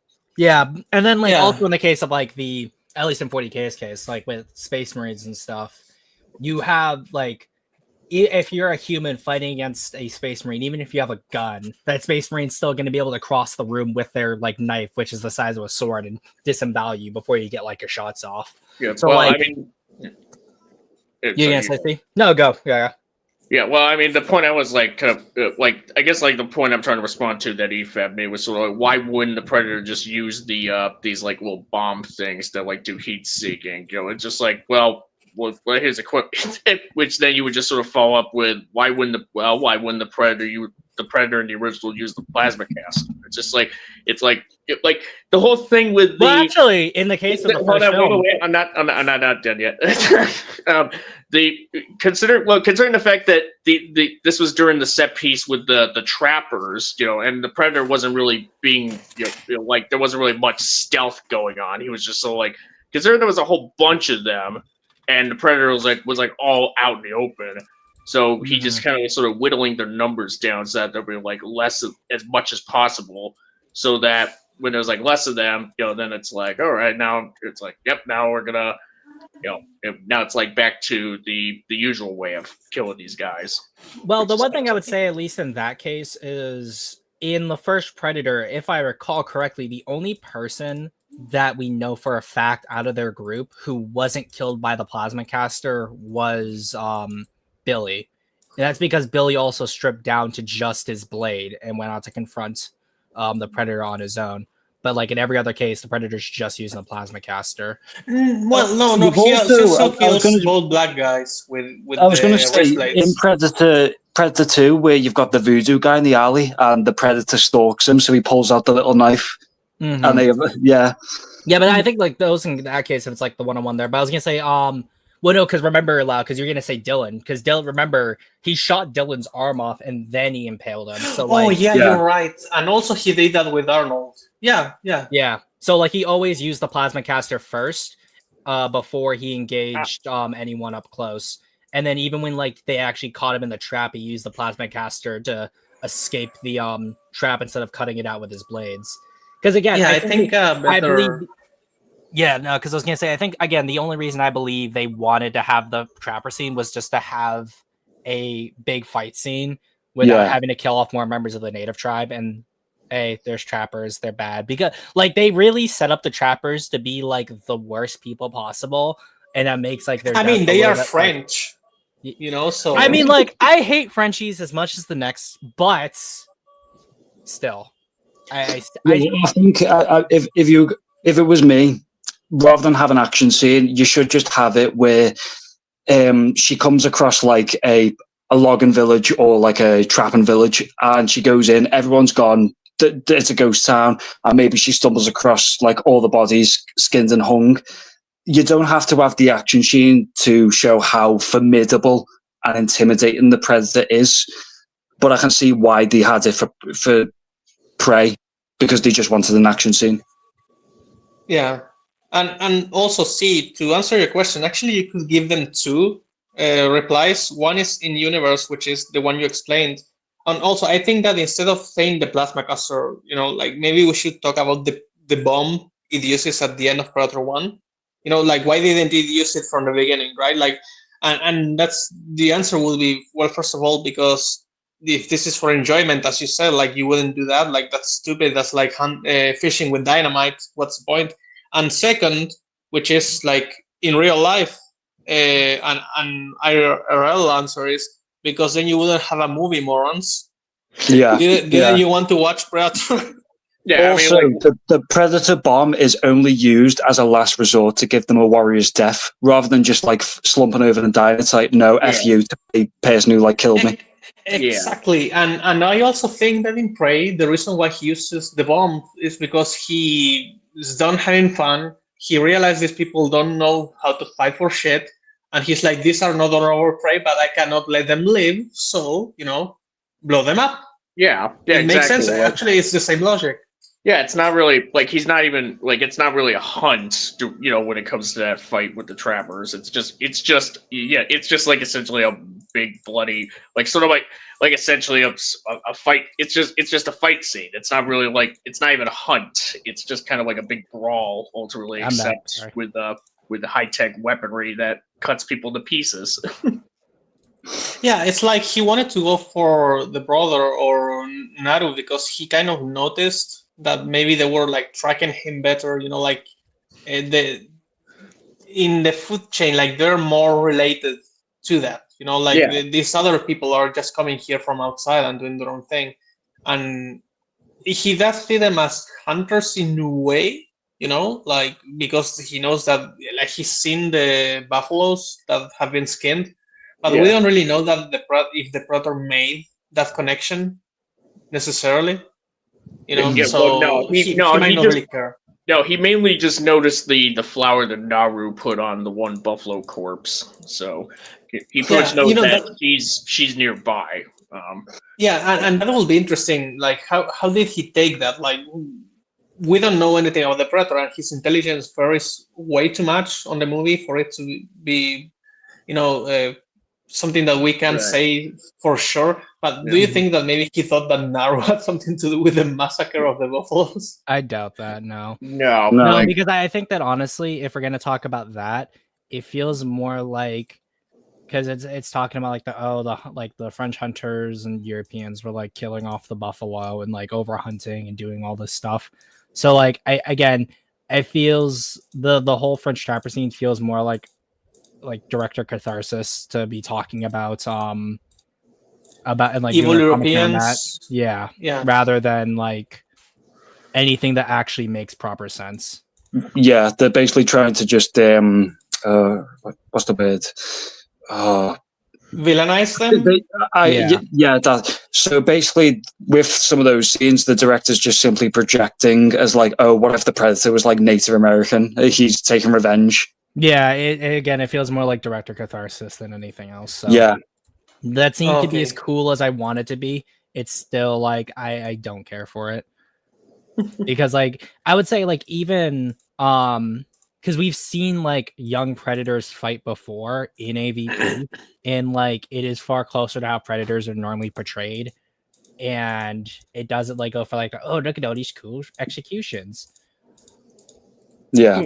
Not to mention though that the Predator doesn't really care about these social norms. The Predators, if they recognize someone as a good warrior, they'll go, yes, you're a good warrior. Because we've seen it with Predator 2 and AVP. Mm-hmm. Exactly. Yeah. So it's if you want to portray it as the Predators view good warriors and go, you're a good warrior, no matter the species or whatever you are, you're a good warrior. That's fine, but as you said, when you're doing the catharsis of, oh no, the skin buffalo and the French trappers, he has to do something. It feels like just forced at that point. Yeah, exactly. Yeah. Like, even Yeah. if you could logic some explanation as to why he would go over the top in this case, I very much doubt there is a satisfactory example that could be given in the favor of it being this way.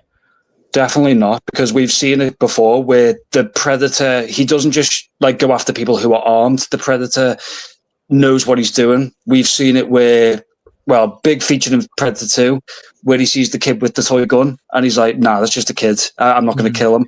Or when he goes to the detective's apartment, she's pregnant and goes, yeah, that's not an honorable thing. I'll let her go. Mm-hmm. Yeah, And even in AVP, when he sees like the guy with cancer, he's like, nah, Yeah, he doesn't kill him. Yeah, thank you. never mind. Okay, you're fine. And then the guy like throws like a lighter on fire. Yeah, he does a little lighting thing on his back, so it's like a matter of if. Yeah, it's like, okay, you hate me. You know, now you die. You're asking for it. Yeah. Mm-hmm. Yeah. It's like, yeah, I was letting you off easy, but okay.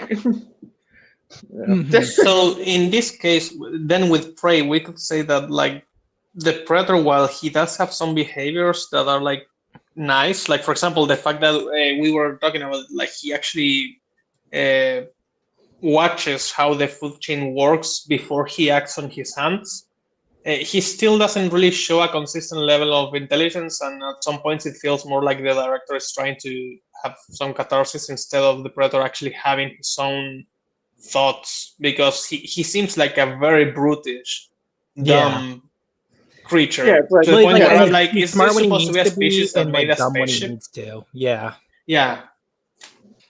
Yeah, Like for me, the thing is that like there are certain cases where it's like I could totally understand him going after like animals and stuff, and then there's like other cases where they, like for example, when he's killing off the other members of Naru's tribe, it plays more like horror rather than action, like with the French trappers, and like you can tell how the scenes are shot, how the music's played, that there's a certain emotion that they're going for in comparison to the other. Yeah. Yeah, it's like kind of for example, to me that part is better. It's weird. Like it's more entertaining to see him killing the French because it's more bombastic.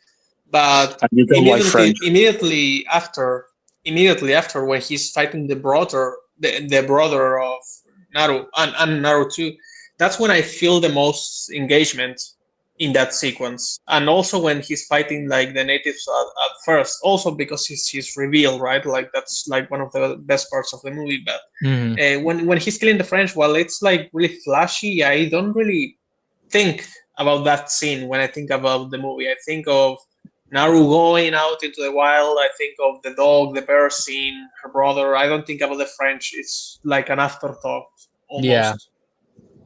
Yeah. Yeah, it just feels superfluous to the film. Yeah, it's weird when it comes to like modern Predator and like modern aliens. Like, I haven't even watched Alien Earth yet. I don't know how I feel about it.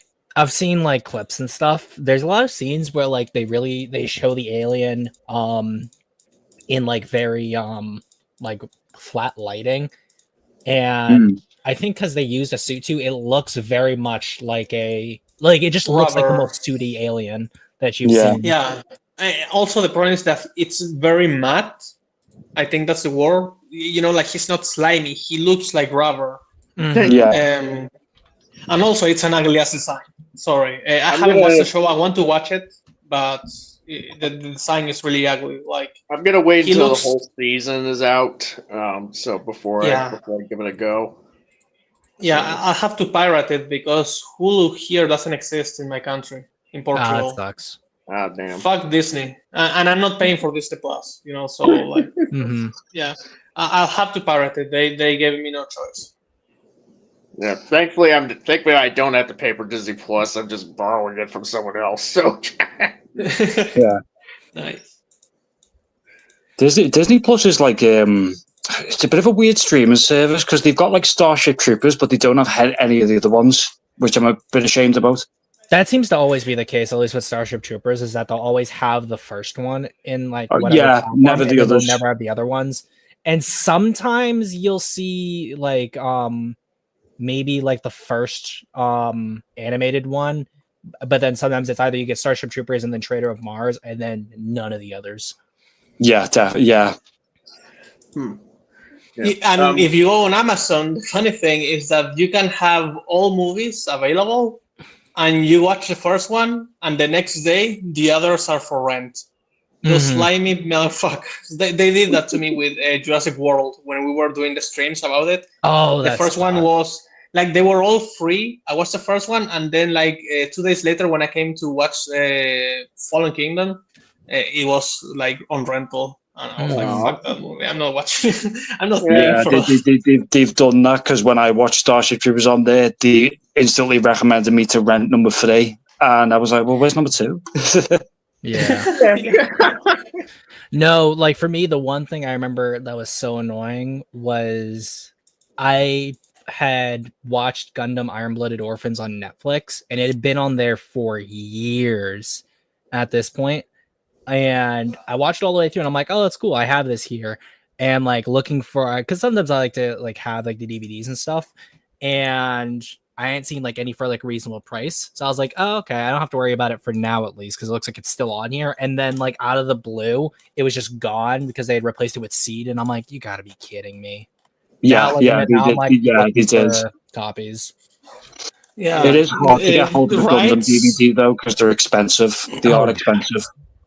Rights are a bitch because like everyone would like to hold on to something, but since they sometimes are rotative, it's like, okay, now this show is going to Netflix and this other one is going to TV somewhere in a country where you will never be, right?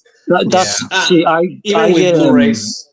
I like have a little collection of DVDs because I started buying them because I had it where I was going to watch the Fly one, do you know, the Jeff Goldblum one? Yeah. When I went to watch it, they removed it, so I went, oh no, I'm getting the DVD, and I got 1 and 2.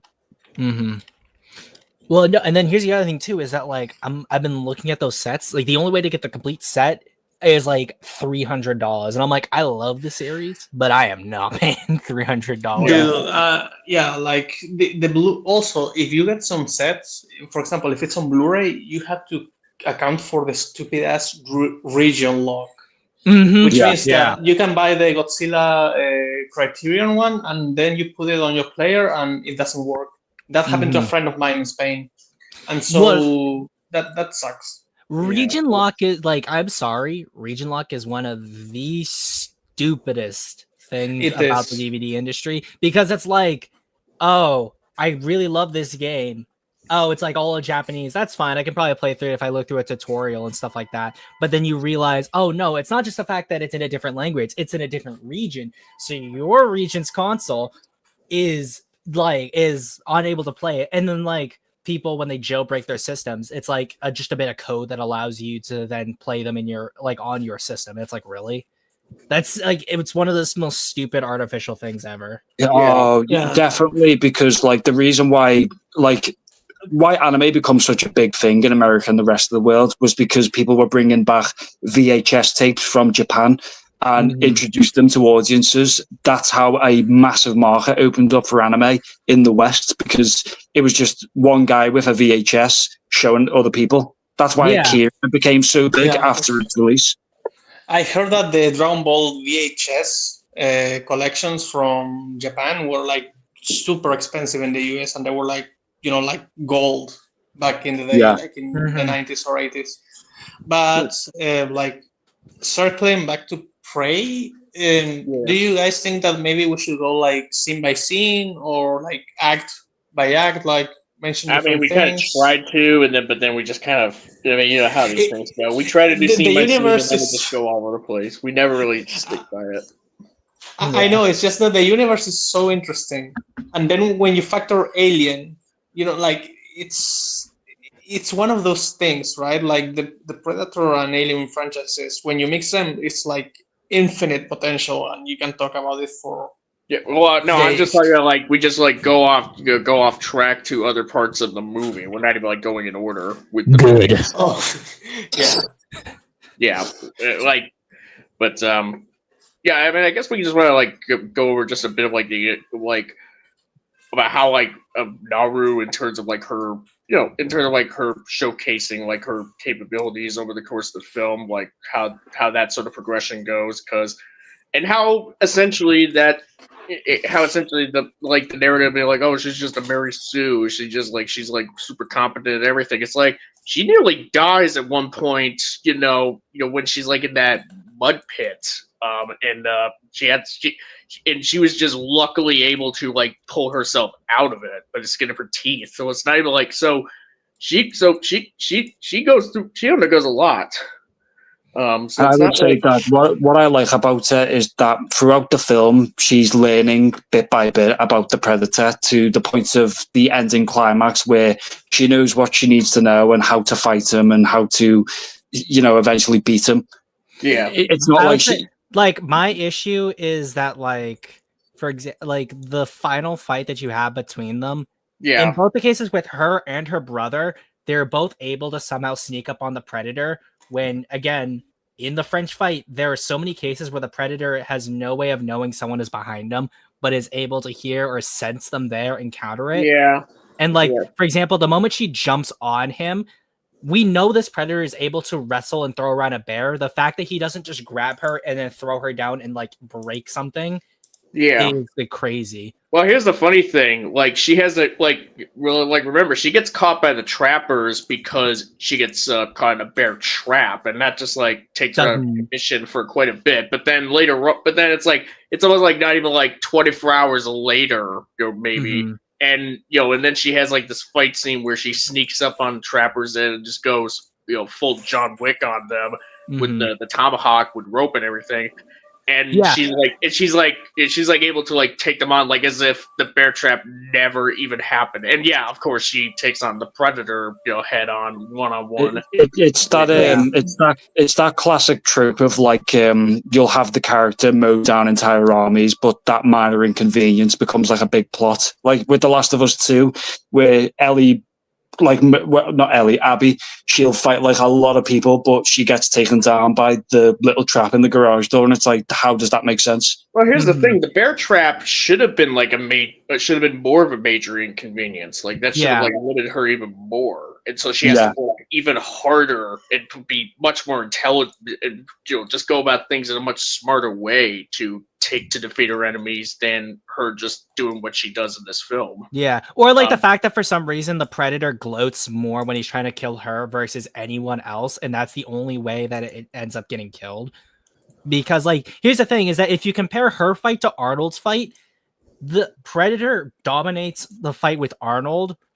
Even though, like, Arnold tries to, like, bop and weave and do things, the Predator is faster and stronger. Well, in Naru's case, she's weaker, but she's somehow faster than a Predator that's able to keep up and wrestle a bear.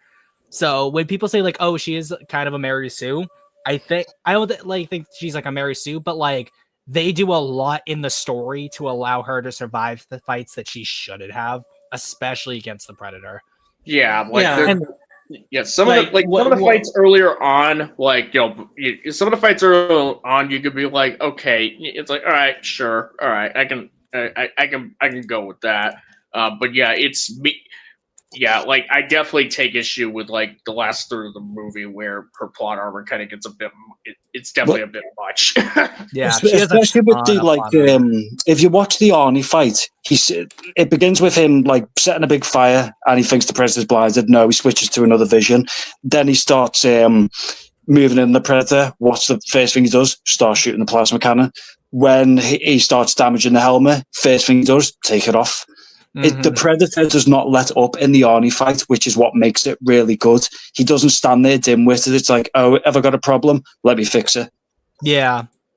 And not to mention the fact that also the Predator like understands his gear and doesn't like get his arm chopped off by his own like weapon. Yeah, he doesn't rely on like, oh, I'm just going to use the plasma caster, and if it breaks, that's it, I'm done. Wait, didn't the plasma caster actually do that thing where it killed the guy that was shooting in the Predator, and that was like a comedic scene? Yes. The editing is so bad. The editing is so bad at that moment. You're just almost like, wait, what just happened? Wait, oh, he's dead now? What the fuck? How did that? that guy was the reincarnation of feral predator on Earth. Dude, he was like a major character in the Predator. Like he was kind of like a key character in the Predator. Like he was almost like the human villain of the movie, and then Yeah, he he just was died. the human villain of the movie. Yeah. He just shoots himself in the head. The plasma cannon. Although, in fairness, though, the Predator's got a really good track record for just quickly killing off like characters. Like, remember in Requiem where the girl runs and she just gets hit by the little disc? That was funny. That. Mm-hmm. Oh yeah. Yeah. If I could have seen it, it would have been fun. Oh, poor Lau. But like the thing is, I don't think that's just as Sim said. I don't think that's like strong female character. I think that's just not realizing that plot armor should be different for men and women. Yeah, I think it's incident. I think it was by accident. And the thing is, Arnold, his fucking arm took a plasma shot, and he didn't do anything. Okay, so Arnold also had plot No, armor that Arnold- was fucking Arnold's entire like shoulder got scorched from the plasma caster. So. scorched. Yeah. But another Yeah. guy got shot in the torso, and it literally threw a I think hole it's because through him. Arnie hit the plasma caster when he was doing those charges with the Predator. Yeah, as well as remember, it also destroyed his gun too. So that's another thing that can be considered. Whereas, But plasma should still like torture someone, even if it's like as long as it's plasma well, with and plasma, not like fire. well, no, the thing with plasma is that because it has more weight to it compared to fire, if it collides with something, it's going to like that heat and all that absorption is going to take up some of that energy as it goes through. Like an impact instead. Yeah. Okay. That's why, like for example, a laser versus fire versus plasma are often have that distinction in games, is because like in real life, when they impact something, they're going to be different. Because a laser has like no weight at all; it's just light, and then fire needs like the fuel and stuff, and then like how it spreads is different. And then with hypothetical superheated plasma is also going to be different too. Mhm. Okay. Then never mind. Yeah. So just kind of a brief thing. What do you guys think of the movie, the praise use of like some of the like a couple of the iconic lines from the original Predator, where Tabe does quotes the original film where he says, "If it bleeds, we can kill it." I'm sorry. Is that the only line? Or is There's there another like another one? moment. There's another moment that's like that's like a slight variation of Arnie just saying, "Come on, kill me right here, come on." But Naru's all like, when the Predator's in the mud pit, Naru's like, "Come on, do it. I'm right here, do it." Yeah. They're just that's using them understandable. lines as like callbacks. It's like with what was the basically they're not Romulus. using those. Yeah, it's like they're not using those lines as like references and little winks to the audience. They're just using them as like direct callbacks to reference the thing they're in. Kind of like with some of the modern Terminators, where they use a lot of lines from the original ones. Yeah. It's not a little wink to the audience, like, "Hey, just to let you give you a reminder, this is a Terminator film." Yeah. Well, I mean, the Naru moment was fine because it's not like she's explicitly quoting Arnie, right there, but it's just like, it's like I very didn't even good. notice it. But The thing is that like but it's also a setup that's pretty similar because the predator's coming towards you, and it's like it's saying Right. the same thing. yeah, like- I mean, yeah, it's similar, but it's like you could just be like, all right, fuck. It's It's okay. annoying. Like, is it the worst thing in the world? No. No. I personally prefer when films try not to reference other films with their lines. Like, and then there's also in fairness, though, Morbius was great when he said it's Morbin time. exactly that is the one time I will allow it. But like, there's certain things where like there's many innocuous lines that become famous via films that when they're said in other films, it does take you out to a degree because of the fact that it's a famous line. So like someone saying, "I've got a bad feeling about this." Is it natural for a character to say that? Yes. Yeah. The problem though is that because people associate that particular phrase with Star Wars, immediately many audience members are going to be taken out because they assume you're making a Star Wars reference, even if that never was your intention in the first place. So that's something like you also have to consider as a writer. Right. The thing with Naru, like I didn't even notice that was close to what Arnie said. Like like to me, it makes perfect sense. It's just different. I mean, like the scenario is similar, but the line is just different. The way she said it, well, the wording is just different enough to where it's harder to notice. You can reference something with changing lines, like with Terminator 3, where he shoots her down the elevator and he goes, "Oh, she'll be back." Mm-hmm. Yeah, like for me, I'm personally of the opinion that like try not to reference lines from other films within the same franchise, because it will always come off as a bit on the more cheesy side, in my opinion. But like, is it the worst thing in the world? No. The thing is, you shouldn't have to try. Honestly, that shouldn't even be the first thing you have in your head.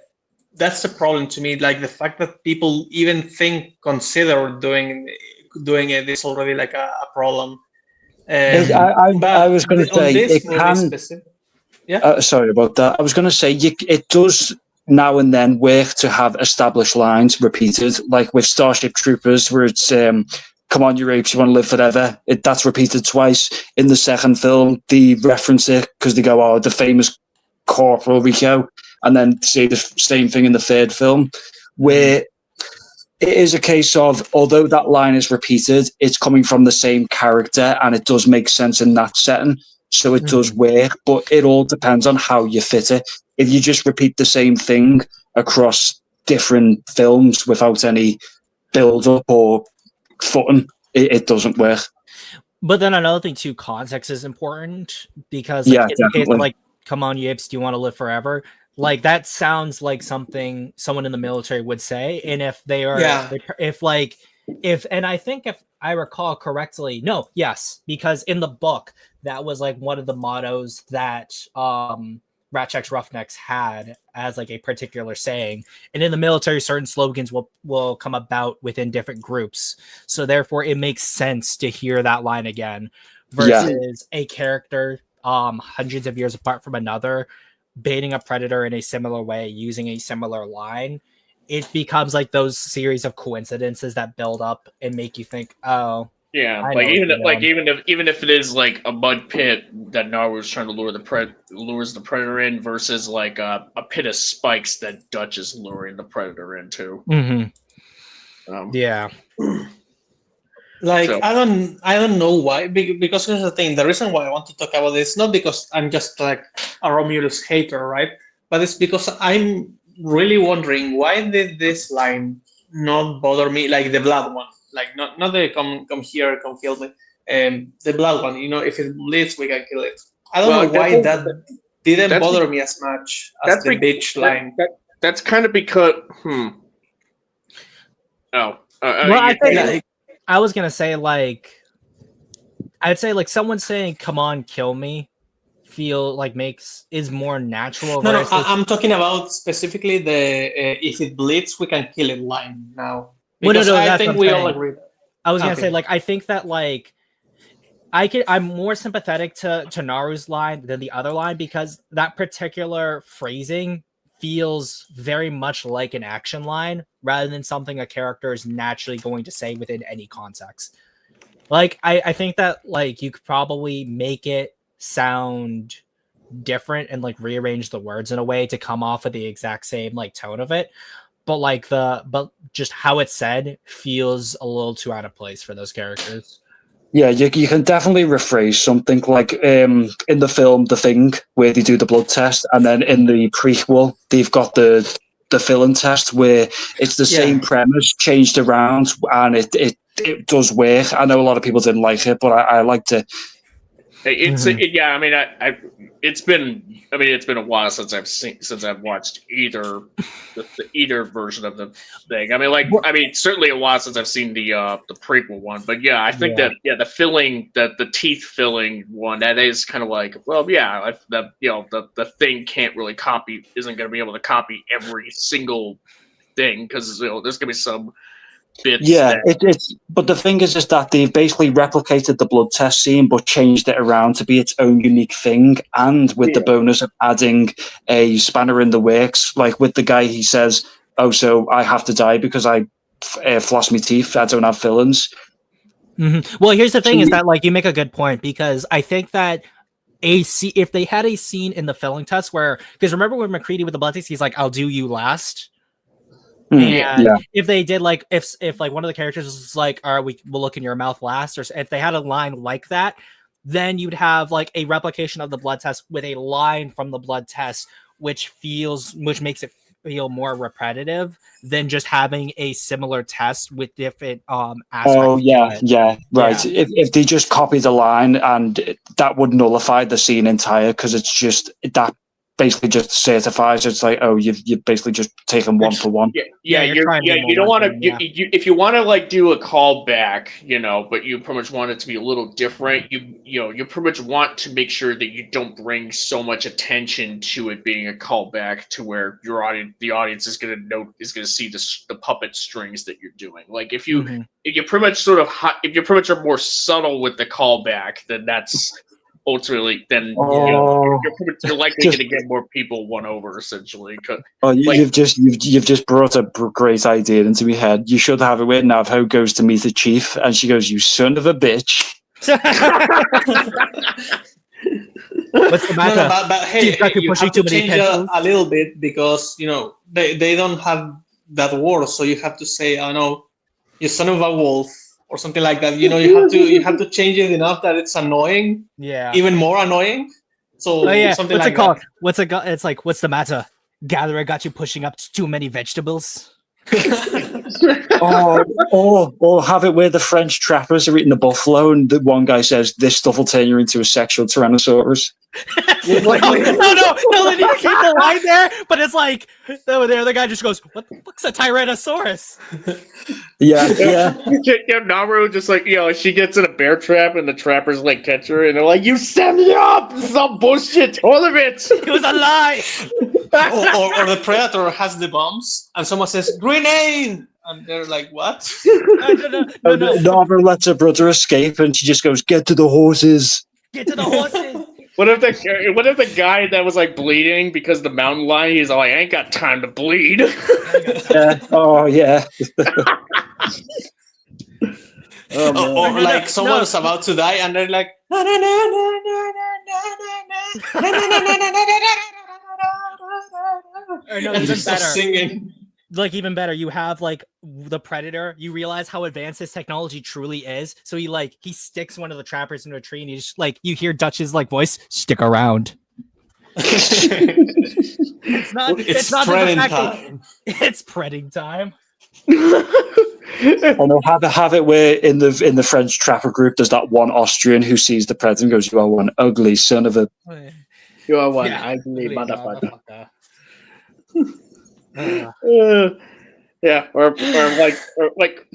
stupid would it be of like the predator when he's like in the mud pit and he like tries to shoot at Naru? He just starts laughing. It's like,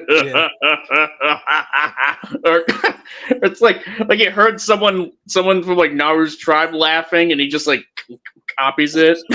Mm-hmm. Oh, right. I'll be very careful with this, or he just starts going, "Hey, hey, hey, no, because I'm just remembering from early in the stream we're talking about like Predator DLC. So like he kills one of the natives, and then you just get Fortnite days going, starts teabagging the predator. Oh no! Have it where? So do you know where the predator comes across the dead buffalo? He just needs to recreate that old American commercial of the Native American crying. Oh no! He goes to the Academy Awards, like the Oscars, and he's like, "Actually, the guy who did the Godfather doesn't want to be here, so I'm here to take this award for him." Actually, that's really maybe no one understands that. Basically, some native went to pick up an Oscar for Marlon Brando. I don't know the reference. So never mind. Oh, I know. Yeah, I know what you mean. Was it Brando or Mario Puzo? I think it was Brando. I think it was Brando. It was Brando. I'm sure it was him. Oh no, Lau. what's it called when like with your profile picture, Predator goes to that planet. You just see it's just a face he makes when you see an invisible man get your money. And then he just starts going, "Hey, hey." But it's not even like you see Fortnite dancing. It's just a PNG of the Predator T posing with that sound coming out. And the Predator says, "Get your hands off of me, you damn dirty ape."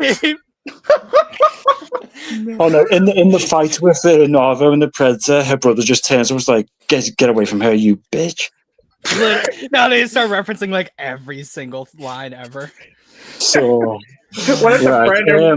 What if the Predator was just played? All right, I'll let you go. sorry to cut you off. I need to bounce off now, but I'd just like to say big thank you for having me on the stream. It's been great. I've had a boss time.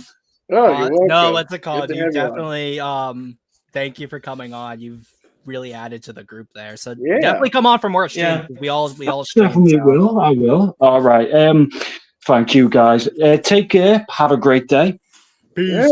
Take You care, too. man. Like, imagine if Naru wins and the next thing she says is, "I'm Iron Man." Like, for no fucking reason. No, even better. It's Narin time. Well, what if the Predator was played by Johnny Depp, and it's like a callback to the Lone Ranger movie that he was. Actually, imagine the dog. The dog starts talking, What the and dog it's like do? it's like a Clifford reference or something. It just turns red because like it's really racist. So if it's a native dog, it has to be red. Oh no. Oh God. We'd just be turning. God, we'd be turning a Predator movie into like a Blazing Saddles movie. No, it's like it's like remember the what's it called? Like scary movie, disaster movie, and epic movie. It's just like it's or like Meet the Spartans. It's just it's like hunters. Oh yeah, except our version would be way funnier than those. I loved those movies when I was younger. Like those were I think it's best for normal me. to have liked it because you heard some stupid kids like laughing about it, and you were like super hyped for it, and when you went and watched it, you just got like it's like cocaine injected straight into your brain. You have Pirates of the Caribbean, Narnia, like all of these things Kung that Fu little Panda. kids liked. Yeah, they were all into one, so it makes sense that I don't know. kids like it the most. It's just like oh hey look here's Iron Man and oh look Hellboy shows up and then the Hulk and then Batman out of nowhere and it turns This out is the ultimate show. Go down of ultimate destiny. Ultimate destiny. Good guys, bad guys, and explosions. explosions. As far as the eye can see, and only one will survive. I wonder who it will be. This is the ultimate showdown of ultimate destiny. oh my god That guy made a whole album for Halloween called Spirit Phone. It's fucking awesome. Like he's one of the best musicians I know, to be fair, and he doesn't do almost anything, but he does a lot of shitpost mashups. I love that. He's like essentially this generation's Weird Al. Yeah, Neil Cicierega. I don't know how to pronounce his name, but yeah. Literally in October, I'm going to listen to Spirit Phone basically every day. There you go. Like I've done that for 5 years now. No, good man. Well, what's it called? Wait, have any of you seen Jujutsu Kaisen? No. I know it's a big thing.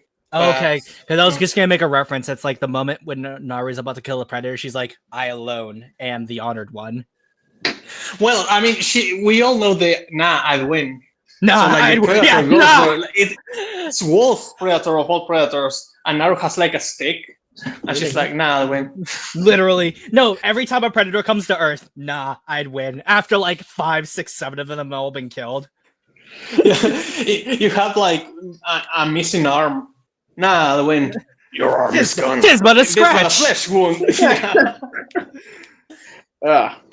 but yeah, I mean, what? All right, yeah. I'm trying to think if there's any other bits because like that to discuss with the film, pretty much. I mean, like we could talk about what were you guys expecting from like the next Predator movie? Like when after the Predator, before we actually got the trailers and all of that, like was this like a good surprise or was it like disappointment?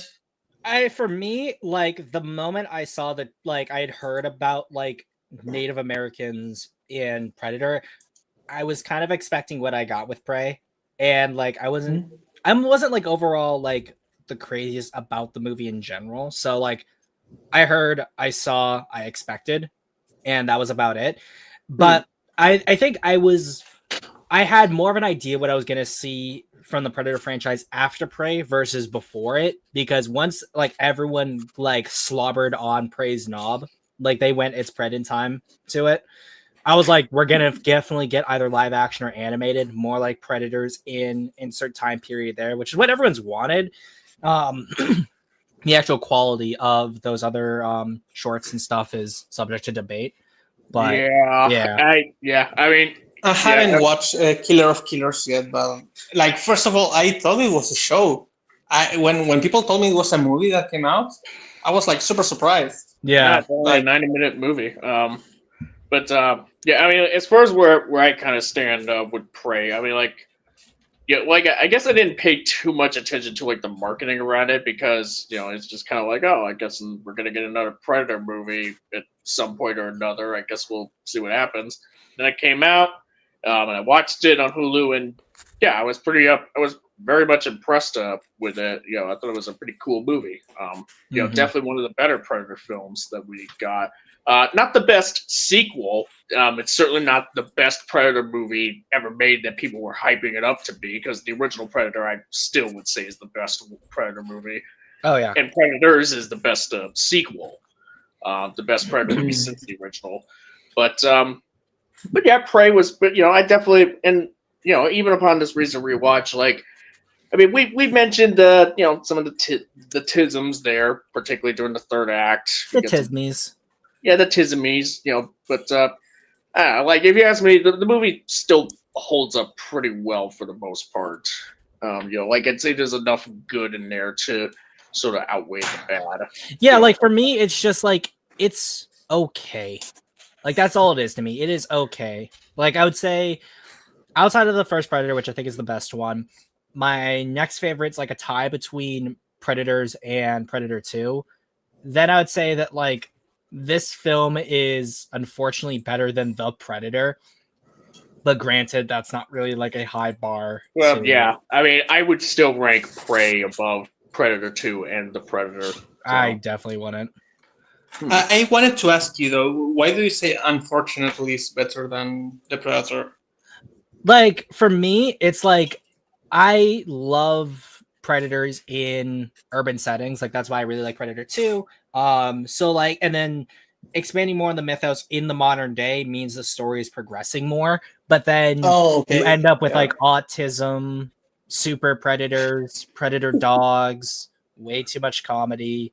Well, like, Predator dogs that don't even resemble the Predator dogs that we got in that's the most frustrating part. Like, they had already done it, and then they went back and made it shitty. Like, that's so annoying. Yeah, and then, like, the story, unfortunately, like, it rewrites so much of what we knew about the Predators to the point where it's, like, it really destroys the universe and, like, the Predators as, like, a species and a culture. Yeah, I mean, like... Yeah, like, because, like, the Predator movies up to the Predator, like, it was, like, the mythology was at least, like, pretty straightforward, all things considered. You got, like, a Predator that goes to Earth, hunts people, goes to Earth to kill because of, it's hunting. It's kind of a sport, essentially. Like, you got the original film and even Predator 2 doing it. Predators, you have like it introduces a different faction of predators that are kind of like more they're pretty much meaner, but they and fight dirtier than pretty much your average predator. Hence why hence why you had like the regular predator sort of tied up into a tree, or something like that, by these bigger, badder predators that were responsible for bringing humans to another planet that's essentially a hunting ground. And yeah, it's like very straightforward. You don't really need much in the way of expanded source material to kind of like get an idea of how the predator, how the Yacha culture kind of works. Like the expanded material will certainly help. Would certainly can would definitely be an interesting look as long as it's consistent with what the film's established. It's just that maybe they can provide some extra details that aren't necessary to better understand the films themselves on their own, but they definitely help. They make they're definitely an interesting look into. But yeah, once Mhm. you go outside of them, you get to the AVP films and the Predator, then then everything just kind of like goes to shit or somewhat. Yeah. So Prey kind of being a much more back to basics type of movie was kind of what it really was just sort of what they needed, really. Mhm. It's just like I it's a film that's not remember. trying to do a whole heck of a lot to, like, it doesn't try a whole heck of a lot to expand much of what we already in terms of like it doesn't tell us much that we don't already know about the Predator, in terms of how they operate, in terms of like the world building. It's just that it's kind of moving away from the tisms that from some of the other films, essentially, because it's set a couple hundred years before even the original. So The thing too is that like with Predators, the really only huge callbacks we get, I think, besides like a few lines, is the Predator that they have strung up. And in this film, there's like the line callbacks. It's taking place on Earth, but then you also have the pistol at the end. That's the same pistol you see in Predator 2, yeah, which I just find funny because my headcanon is that like this once this Predator got killed, the more Predators just showed up, just like beat up Naru for like her lunch money and took the pistol back. Like they didn't even kill her. Yeah. they just came Yeah, down, they spawned in, and just that's kicked her a few times, and then just Yeah. took the pistol and left. that's the Yeah. good thing, that we know we will get a sequel that should connect that, or we should at least get a sequel. So that's a nice thing, because that means that this time period, if you wanted more out of it, you can potentially get it. Hopefully. Let's see if I can.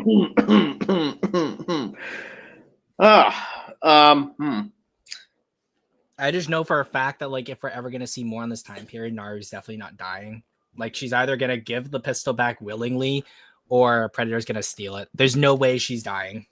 Or maybe she'll be too old, and she gives the pistol to someone younger, and that person is the one that will deal with the predators. Yeah, either Could be. Yeah, either they, something like that. Yeah. I know for a fact that.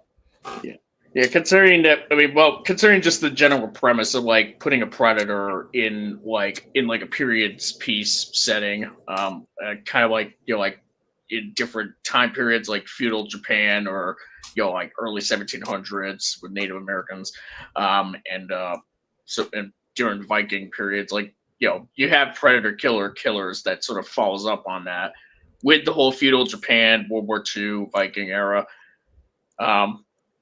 Yeah, I mean, I don't know if anybody else has watched it here. Killers? No, I have not.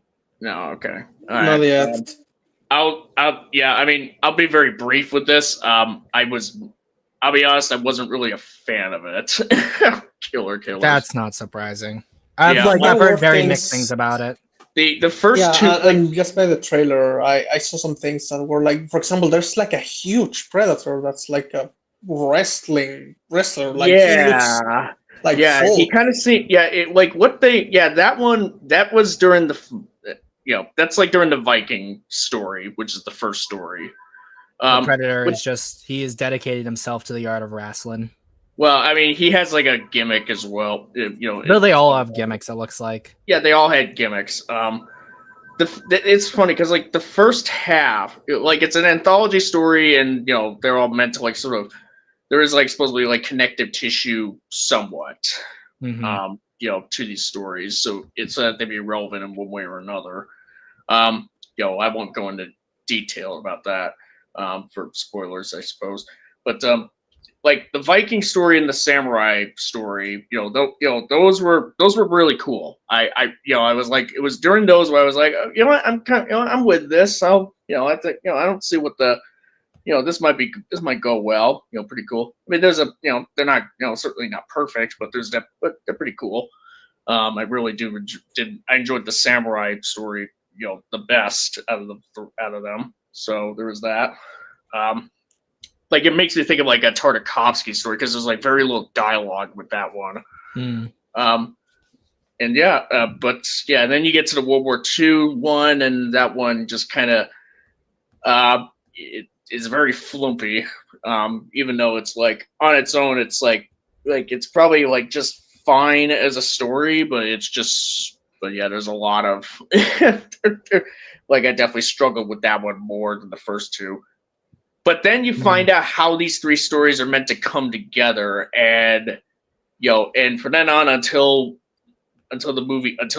rolling credits, it like the film just drops like a rock in terms of quality. Like how they tie these three stories together was honestly just the lamest shit ever. And and it just kind of lends into like tries to expand on like, oh god, that's the shittiest thing that I can say about anthologies. Like VHS is great, but always the story that connects everything is a piece of trash. That gimmick of you having to connect it all doesn't make any sense for the Predator franchise, where you have stories that have like centuries of difference between one another. Well, here's the other thing too. Dumb.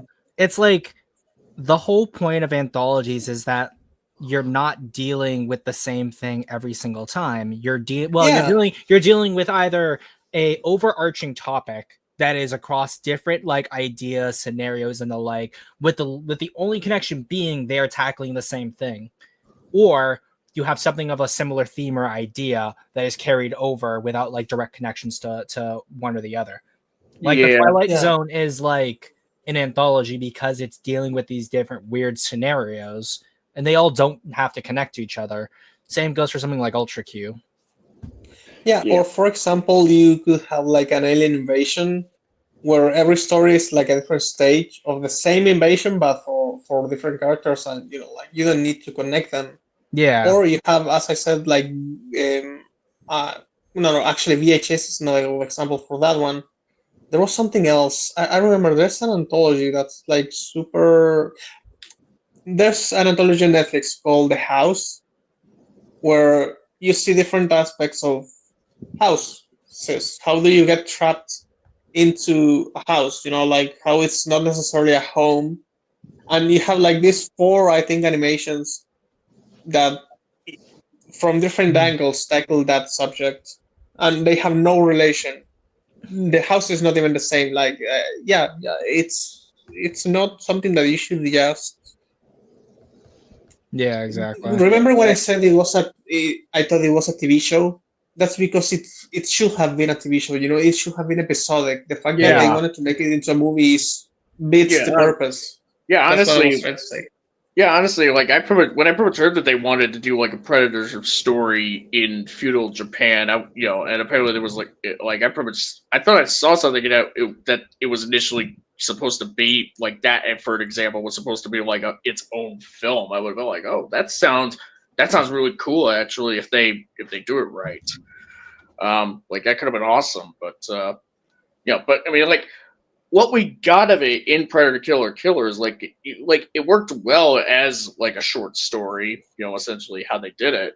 But it just it's just that once you get to the meat and potatoes for why these three stories are meant to connect to each other, it's just like it's absolute absolute bullshit. And the things that happen in it is just like it just not only comes off as like a different thing, like. I don't want to spoil it for you guys, but it's like God, if you don't want to be spoiled, but God damn, like it's really hard for me to talk about it. No, like you don't mind. I don't mind. I never mind being spoiled about things. Okay, all right. How about you, Lau? If you want to, I can leave for 30 seconds and come back. Like, I don't mind. Okay. All right. Yeah. All right. Okay. So yeah. If you could jump out, then I'll give you. Actually, I the think heads you actually wait. I think Lao should be able to mute you. I think. I don't have like I think I should, but here on the phone I don't. I can Oh mute no. myself, and I cannot mute the call Yeah, itself. what's it called? Yeah, because you're not the person in charge, so you can't. Yeah. Yeah. Yeah. And then he can Yeah, only mute I'll Lao. just leave for a little bit. Okay. Okay. Bye. See you in a bit. Okay. So, Prey. I didn't know they made a movie about Epstein's victims. Oh, black. Yeah. Prey. No, Prey doesn't have anything to do with that, but pretty solid film overall. Some warts and all. But yeah, I'm just talking a little bit about Killer of Killers because I don't really plan on doing a stream on that one on its own, to be honest. But okay, so you got like the Viking lady who's like who's basically like a mother who was on a revenge quest. Viking lady, samurai, and you got this World War II pilot. Yeah. They were all essentially put in cryostasis and abducted by predators and put in cryostasis to be taken to a planet where they would be used to kind of fight in a gladiator match. Oh yeah, that's the thing with like Dutch and what's his other the guy from Predator 2 that they both got abducted, right? Yes, Yeah. and Naru. She was So too? yeah. Well, that was a big credit stinger. I fucking hated it. Yeah, there you go. You can bring Lau back in because if that was what it was, yeah. No, I did hear about that. Yeah, it's just like really, guys, and the fact is they don't go into detail at all as to why why there's predators that are doing this. Like it doesn't and don't tell me like, oh, it's in like a like some expanded material like a book or something. It's like if it's not in the movie, then go fuck yourself. Okay, I'm not gonna like a movie shouldn't need a book just to make itself look better. Okay, Yeah. I ain't about that shit. Mm-hmm. Same thing. Well, same thing goes for any material. Like you do not and should not need to do research outside of the direct material to understand what's going on. Exactly. The only exception I would say is that if you're dealing with sequels. In those cases, if you don't understand something in a sequel and it was not explained in the first film, then there is a problem. Yeah. All right, I'm bringing Lau back in. There you go. I actually do have to bounce out myself, so you bring one in and one leaves. There you go. Thanks for coming on, man. Of course, any always. shilling you want to do before you go? Well, you guys all know where to find me. Zimzilla99 almost anywhere. Just adding a YT at the end of it for PlayStation and OG in front of it for X. And yeah, doing more stuff on my book, those are going to be on Patreon. And then the 12th, so Friday next week, which is either going to be starting at 6 or 5 a.m., will be Zimcast 99. And that will go on for as long as I can go. All right. Awesome. So enjoy that when it comes, guys, and I will see you all later. All right, see you there. Just remember, get to the horses. Yeah. And then there were again. So where did we leave? I mean, you were about to, talk about the ending of it. Well, yeah. I was just telling Zim about it because you didn't want to be spoiled for Killers. But I guess we could just we could go back to Prey if we want to. If there's anything else. Yeah. Like when you heard initially that it was going to be the natives, like what were you like expecting? I don't know if you answered that one. I didn't really. Here's the thing. I wasn't really focused. I think when I heard about it, I was like, oh, that sounds like it could be a pretty neat premise, I suppose. That could work. It's like pretty. Like how would a group of people that are like very low tech, they're essentially hunter gatherers, like deal with something that's like much more advanced, even if they do downgrade, even if their tech is a downgrade compared to what we see in the films that are set in modern day. So the premise that I definitely found the premise to have potential, essentially. And especially since that it's set it's set like hundreds of years before even the original film. Like it doesn't really have didn't have a whole heck of a lot of baggage to try to like follow up on any of the other films. Like it's almost like it's like in continuity, but at the same time with the other films, but at the same time it's not intrinsically linked to them, if you know what I mean. It's basically like a spin-off. And that's why Yeah. when they called it Prey, we were all like, "Oh, it's a spin-off." It's not supposed to advance the story; it's just supposed to be a story in the universe. Yeah. And that's what it seems like now that it worked once. It seems like they just want to do it over and over again. And the problem is that when I heard about it, I was expecting something more like Assassin's Creed. I think it's the third one that's like with a native, I think. I'm not like a super gamer when it comes to Ubisoft stuff or like Assassin's Creed, but I think that they have one where they have like the time period where there's like a war with the natives, and so like I was hoping that it will be like epic, like that. But it feels like every time they have like a great concept, the budget means that they need to make it very small, like with Predators. The days of huge explosions and shit like that from Predator 2, I feel like are gone. And every time they gone back to that, they make trash. So it's like they assume, well, like if we spend a lot of money on it, it's not gonna be worth it. And it's like, I mean, it will be if you made a good script, you know. But even Predators, even though I like it, again, like the premise of Alien Planet is completely wasted. They could have done, just like bring them here, have the super predators invade the hunt. Basically, you're getting hunted by something, and then it turns out that there's something even worse. So you don't need to use, any budget on CGI dogs or anything like that.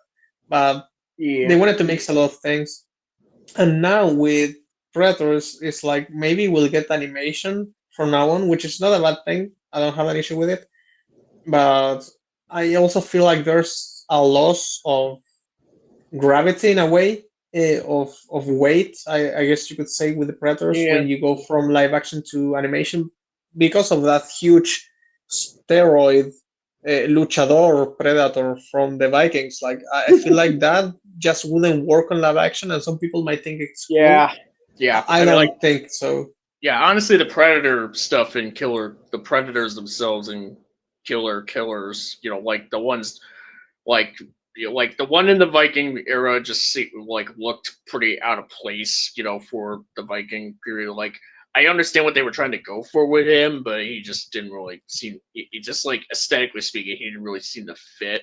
And in the World War II one, he's just kind of like it comes out as very. Like I couldn't help but just like sort of think of like, oh, he's like trying to be a low rent Darth Vader almost. It's like it's like be really fair, when it comes Predator. Sorry, go ahead. No. To be fair, when it comes to stylization, I think that there are some things that shouldn't be stylized. Like when you come from live action, I think that 2D stylization could technically be really good, but you need to have self-containment, I guess. What's the term? You need to control yourself. Not I mean, like the World War II. I mean, like a Predator in World War II, it's like that one would be a much harder sell than something like Vikings or Feudal Japan. Because like I mean, the samurai one, Predator was pretty much like the best one because he was very ninja like. And that which actually really fits, in terms of Predator. In terms, that one, which is why I kind of gravitated towards that story like the most out of all of them, aside from, the story that they were trying to tell in that one. Whereas like World War II, it's like with World War II, like Predator, like having a Predator killing people in World War II. It just seems like there's just something about it where like I guess like the reason why the premise of people like in a jungle being hunted by predators kind of works as well as it does, just because like people are like sort of isolated essentially, like they Yeah. have to like, rely on themselves and their own devices to survive this threat that's like way more powerful than them that could just kill them at any moment. Um, but when you have something like a predator dogfighting with American fighters in World War II, that just that just kind of takes some things away from Yes. from how menacing the predators actually are. Just the conceit of it all. Yeah. Um, Yeah. When I saw that it was like flying a ship and going with the fighters, I was like, yeah, that just takes that away. doesn't feel like a hunter. That feels like he's in the war. Like Yeah, taking it's sides. like It doesn't. they're trying to do a red bear, like have it be sort of like the Red Baron, which doesn't really, it just doesn't sit right with me, conceptually speaking. Yeah, and like I just think that comes to the fact that predators should be on the ground, like they're hunters, and if you want to turn a hunter into a warrior, that's a different idea, and they Yeah, didn't really realize that. yeah, and And that's kind of why what they were trying, yeah, yeah, yeah, and that's kind of why the World War II story and Killer Killers doesn't really sit as well. Doesn't really it feels more out of place compared to the Viking story and the samurai story. Um, and then now you get to the thing that's supposed to connect them all together, and it's just like, okay, now the whole package is kind of fucked because like now that I know that this is where we're gonna eventually end up, in this movie, it's just it just leaves a sour taste in your mouth. mm, Um, and yeah, like I think like I personally looked at Prey, and was thinking like, what, that was it pretty much had a really cool premise, and it actually it more or less lived up to the premise for the most part. I mean, like it's not perfect. It definitely has issues, but certainly not enough to tank it. But yeah, I think the goodwill that Prey sort of built up, it's sort of like just given 20th Century Studios, or rather Disney, like sort of carte blanche to just sort of keep going with the Predator premise, and just like still and just go full steam ahead with just throwing as much at the wall and seeing what sticks as they mhm. could. And so you get to and after watching Killer Killers, like it does have me concerned for what's to come next, pretty much, which even includes Predator Badlands, which hopefully which could work, could be cool, because it's because that one's trying to do something different with a predator Yeah, being the main character. Like it'd be interesting to see how that goes. But yeah, but yeah, I still have some reservations.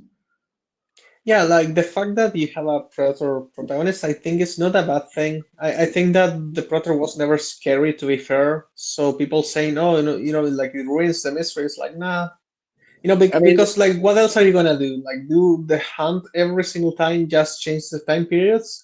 Then what you have to start doing is, giving us like really good characters that go against it, and then the movies will mostly be defined by, like the time period and the characters more than the predator. It's kind of yeah, like Godzilla minus one, where you need to make the human story and characters the most important thing, and that's not really what Predator has been up to this point. Even in the original, it wasn't that. Predators wasn't that.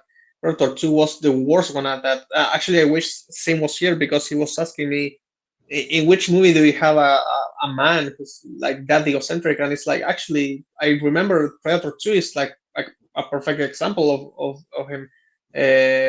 Clover plays a complete moron. He's actually like one of the worst cops I think I have ever seen in fiction. He gets so many people killed. It's it's like he's basically dead. Like if you work with the guy, you're dead straight up. Like he's yeah, it's kind of terrible. like here's the thing.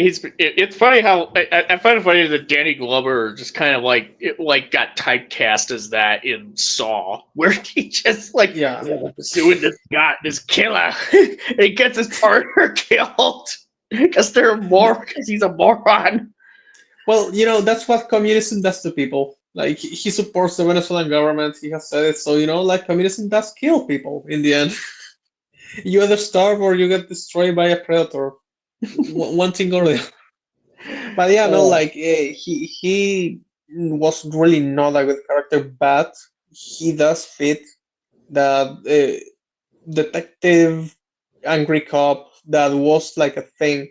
And that was super original to be fair. Like the fact that they went from like action to like detective thriller type of thing.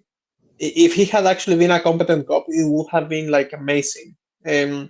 So at least I respect, like the originality that they had for Predator 2. The thing is, if you've never had a movie that focuses on characters to the point where you really make them actually good, you will still be limited by the fact that they have to be in some kind of capacity warriors. You cannot give someone like, for example, take a minus one's protagonist.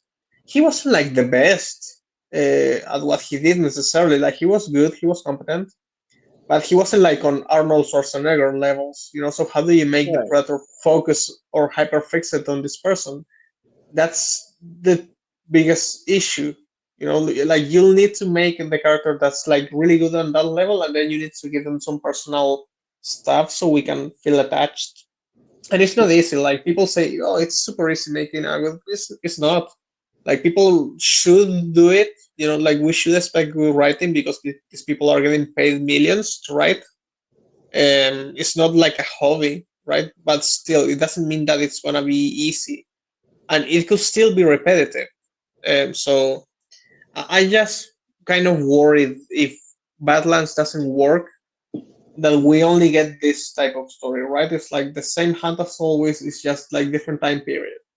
Yeah, and the fact that they pretty much are sort of incorporating a android from Wayland Yutani in Badlands, it's just it's like 20th Century Fox before Disney bought them, like couldn't figure out, pretty much pretty much had the continuity just totally fucked up in terms of like how Alien and Predator would even possibly like connect to each other. Like but now that Disney has it, it's like, what the fuck are you guys gonna do with this? The thing is, I blame that on Fox's incompetence more than anything else. So I think that Disney should be able to do it. As I told you, the AVP movies, they're not canon. I don't think anyone considers them canon for any of the franchises, actually.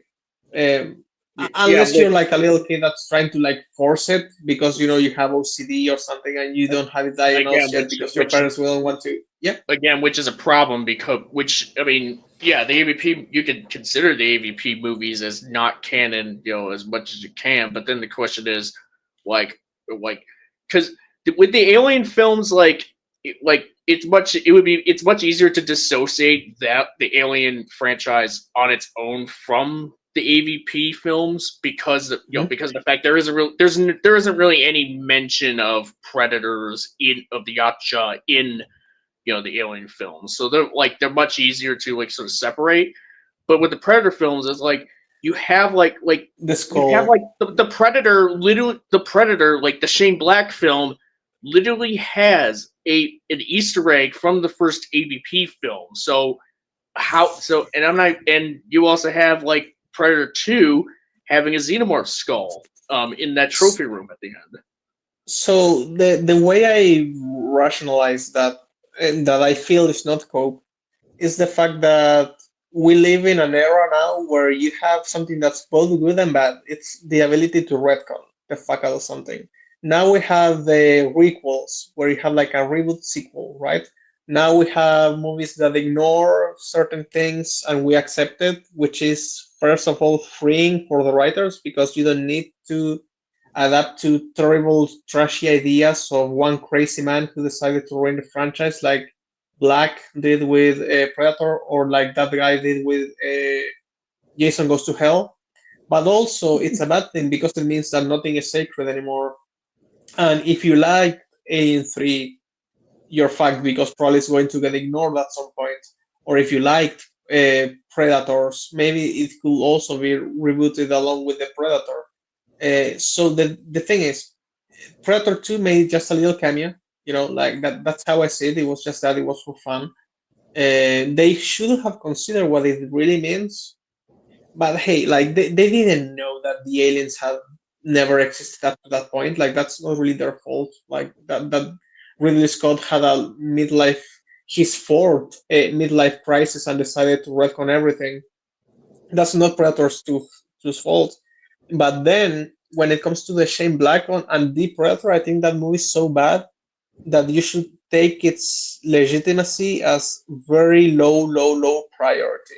I think that if they ever decide to retcon something and just delete a movie, it's going to be the Predator. The same Yeah. way in which I feel like if they ever retcon something for the Alien franchise, the easiest thing to retcon will be Resurrection because it's so far in the future that you can just say, "Hey, that's like another dimension." Like we don't Yeah, really I care. mean, they would also easily, they could easily retcon Resurrection out of canon. And Alien 3 even. Yeah. And Alien 3, because that one is so, like, that one's like, if it People is, like, disliked it. people Yeah. definitely dislike, even David Fincher doesn't like that movie. You know what's the problem? That's actually my favorite Alien movie. I Oh. know objectively that the other two are better as movies, but like Ripley in Alien 3 to me is the strongest she's ever been because she has literally nothing to live for and she still decides to keep going. Like There that to me are- makes her the best Ripley, and like there's a lot of other good things like the dog alien design. I think it's amazing. Too bad for the effects, right? But You know it that has so many. you know that the Yeah. alien, that the xenomorph in Alien 3 was, like, the assembly cut had it where the alien was formed. Yeah, an ox. Yeah, dude. Like, I mean, I'm not trying to be like, well, actually, but so here's the thing. I don't think I think I showed you this once. I have the Alien novelizations for every single movie. I Yeah. have the anthology, and I have every single NECA Ultimate for it. Like, I was obsessed. Alien was my favorite franchise after Godzilla for years. Then they started going down, and now it's like a memory to be fair. But the good thing is that because I'm so obsessed with it, or was so obsessed with it, there are some books for Alien, at least. I don't know if Predator has it. I have never heard of a good Predator novel, but Alien has so much potential because the books have done things that are even better. I feel than Alien and Aliens and Alien 3. There's a book that's so good that I think that it's actually, if you made it a movie, it will be better than all of those. Yeah. Straight up. But Predator sadly doesn't have that, like it doesn't have these novels where someone has made some original story that you're like, why don't they make this into a movie? It's like stagnated somehow. Like, Yeah, uh, kind of. Yeah, it's kind of it's kind of a strange position that the Predator franchise is sort of in. It's definitely much stranger than what the Alien franchise at this point. Or even that, but even that one is also in a bit of a strange position because, like, I haven't really heard, like, yeah, I hear people talk about how I've heard mixed things about Alien Earth. Like, I mean, you obviously have the initial reviews, just be like, oh, this is such a, really terrifying and really cool exploration of, like, of, like, humanity, what have you. It's like motherfucker, you only had the pilot episode, all right? Why are you reviewing this show that isn't even like two Yeah. episodes in at that time? Like, can you just wait? No, okay. Well, actually, see. So here's the thing. So the show probably is like a 10 out of 10 because Adam does movies doesn't like it. Think about that. Oh, he Hope. doesn't. Hope, yeah, he hates it. So it might be awesome. Yeah, I don't know. I mean, here's the thing. To be fair, he also said that War of the Worlds 2025 is bad. So, Yeah, but that's more like a trend. I know he loved it. I know he dreams of it. He probably, to be fair, he probably just saying it. He would probably do whatever said that he said that was terrible just for clout. Yeah. Meanwhile, he goes home. He goes to his basement and he has the 4K of it. He somehow already has it. Yeah.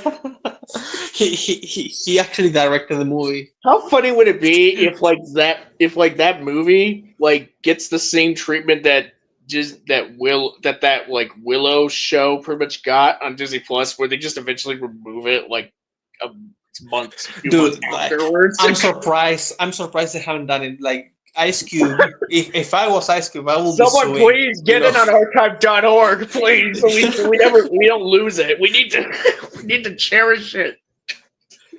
But like yeah, going back to Predator, it's weird. It's not one of those franchises where you say that it didn't need sequels. That's bullshit. Like it totally needed sequels. Like the sequels are not like bad, not all of them. But I don't feel like we have gotten the Predator sequel. Like Predators is the closest thing, and as I told you, I do feel like that movie has wasted potential all over it. Yeah. It also has Morpheus, I guess. It's Yeah. more Finn time, and his character I feel sinks it on the second act like completely. Like I get bored every time. It's like a super low point in the story for me. But I still love the movie as a whole. Like Predators to me is like an 8. Objectively, I also enjoy it as an 8. Prey to me is like a 7, maybe 7.5 if you're like on a good mood, but I still enjoy it as if it was an 8. It's just that if I'm trying to be objective, it's like a 7.5 maybe. But I like it more than just that. And then finally, we're going to get something that's like huge. Like finally with Badlands, we're going to get like this epic story, which I feel like should have been the natural conclusion to Predator. To go very metal with it. Like like you started with horror action. Okay, now go with action epic. Like that's how I think it should have been for a long time. But it's like just now they're thinking about it. But at the same time, they're gonna mix it with Alien, and it's like Predator will never get its shot at being that on its own. Now it's going to share a universe. Yeah. And that's kind of sad, I guess. Yeah. Because it's like it never managed to get there on its own. Yeah, Disney's like trying to. Disney still wants to have that shared universe sort of thing. Considering that, I mean, like, because Marvel's kind of on a has been on its way out. Is pretty much been out as being like a top dog in cinematic universes these days. For a while at this point. So they're trying to find anything, and it's just like, well, we got the rights to Alien and Predator. So let's kind of make that a thing, and maybe that market will sustain it somewhat. I don't know. Yeah, and you know what? I don't even blame them because as we were talking about it, like those two universes, like on their own, they're already like great. But if you mix them, I do feel like you make each universe better, right? Because you're adding a new alien to the Alien universe, which will make sense. That it's not just the Xenomorphs and whatever else the Squid Worlds are. I hope those are decanonized. Hopefully, I really hope they do. But anyway, well, I mean, like the Alien and Predator franchise, like on their own, I'm not saying like they're great in terms of like quality or whatever, because like I would say like as far as like the installments that we've got, like both franchises kind of are. Totality, like they're kind of mixed bags in terms of quality. Like you get like the classics, obviously, the first two Alien films and the original Predator. You get some, and you get some really bad ones like Alien Resurrection, and and you also have the Predator, which, it's been a while since I've watched that one. But I would have to get back to on where I would stand on that one, because I definitely would agree it's one of the weaker Predator films for sure. And you have some that are some entries that are much more contentious. I guess you could call it like quite a few in Alien and Predator that are quite contentious without bringing up the AVP films. Like, obviously you and I fundamentally disagree on on the overall quality of Romulus, as an example. While we also pretty much agree on Predators, for sure, even though that one's pretty much overlooked more often than not, which is kind of a shame. Yeah, it shouldn't. Like, I honestly think that it's so good, but I think I'm too negative I think that's the reason why I also don't like King of the Monsters, because I tend to see the potential that was wasted instead of being happy with what I have, which probably will mean that I will die alone. But the thing is, when I was little, the same thing happened with Transformers, where I hated them because of the wasted potential. And I think that that's what's going on now, right? For example, with Predators, even though I liked it and I loved it for years, when I started thinking about the stories I wanted to make, yeah, like the alien planet, like it's something I just can't let go of. It doesn't mean that I'm frustrated when I watch the movie or anything, like with King of the Monsters lately, but it's just like I feel like Predator just hasn't gotten that movie that helps it go to the next stage. I feel like Star Wars got it. For example, like they got the first trilogy and then they got like stuck on a bad loop, to be fair. But then they got Rogue One, and then out of Rogue One, you also got the Andor story. And I feel like that's some of the best Star Wars has ever had. Like when you go for the war part of Star Wars, I feel like Predator needs to find its second half. Like what's like the first thing is like the hunt, right? Like the action on the hunt. What's the other thing that makes Predator Predator? They need to find that. And I think that the AVPR did it. They found the other half was pure badassery, and that's what I think they need to do. And it's just like, while I understand what I meant initially was that conceptually, I think that both universes help each other more than they hurt each other. I feel that conceptually, it's awesome to know that there's this alien that the Predator hunts as this ultimate challenge, and I think that conceptually, it's super good that you have more aliens in the alien universe, and one of them is like smart. But yeah, the execution, as you said, it just hasn't been good, and I cannot understand how, because the comics are very simple. It's just alien universe, and then there's a predator. But this need to make it, happen in our current time. It ruined that image for a lot of people, including you, as you said. Like you don't really see the potential. I mean, maybe you see the potential, but you haven't seen anything good, and it makes people skeptical. So I think that what Disney is doing is okay. I think it's great that they decided to plan it out and not make an AVP movie. They're just going to let the two universes merge slowly. But one thing is what they say, and another thing is what they're going to actually do. And also, I don't trust Romulus's director. I don't trust him. He has shown, even if you like the movie, I think we all can agree that he showed that he's more interested in paying homage to the old than making his own stuff. I mean, if you ask me, like the way Romulus sort of like was done, it was like, it's like, well, I mean, I don't know if you were actually, you were there for Cinemus's like stream about Alien Earth or whatever. We talked a bit about, and he was even talking a bit about Romulus, where there's like those like callbacks, like get away from her, you bitch, and he's all like, and Animus kind of like like I kind of share a similar sentiment as Animus, where it's like, over time where like you can see the puppet strings in terms of why the line was implemented in, because it's an iconic line from the more beloved entries. So it's hard not to see that. But there was at least like an attempt for them to sort of set it up, so it's not like it just came completely out of nowhere.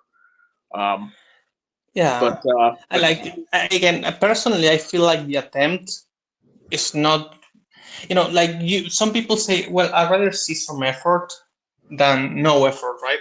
But I think that if your effort just manages to barely put some cement on a huge hole on the road, and you can still see that there was a hole there, that doesn't actually help. Yeah, and again, that might be because, as I said, maybe I'm too negative.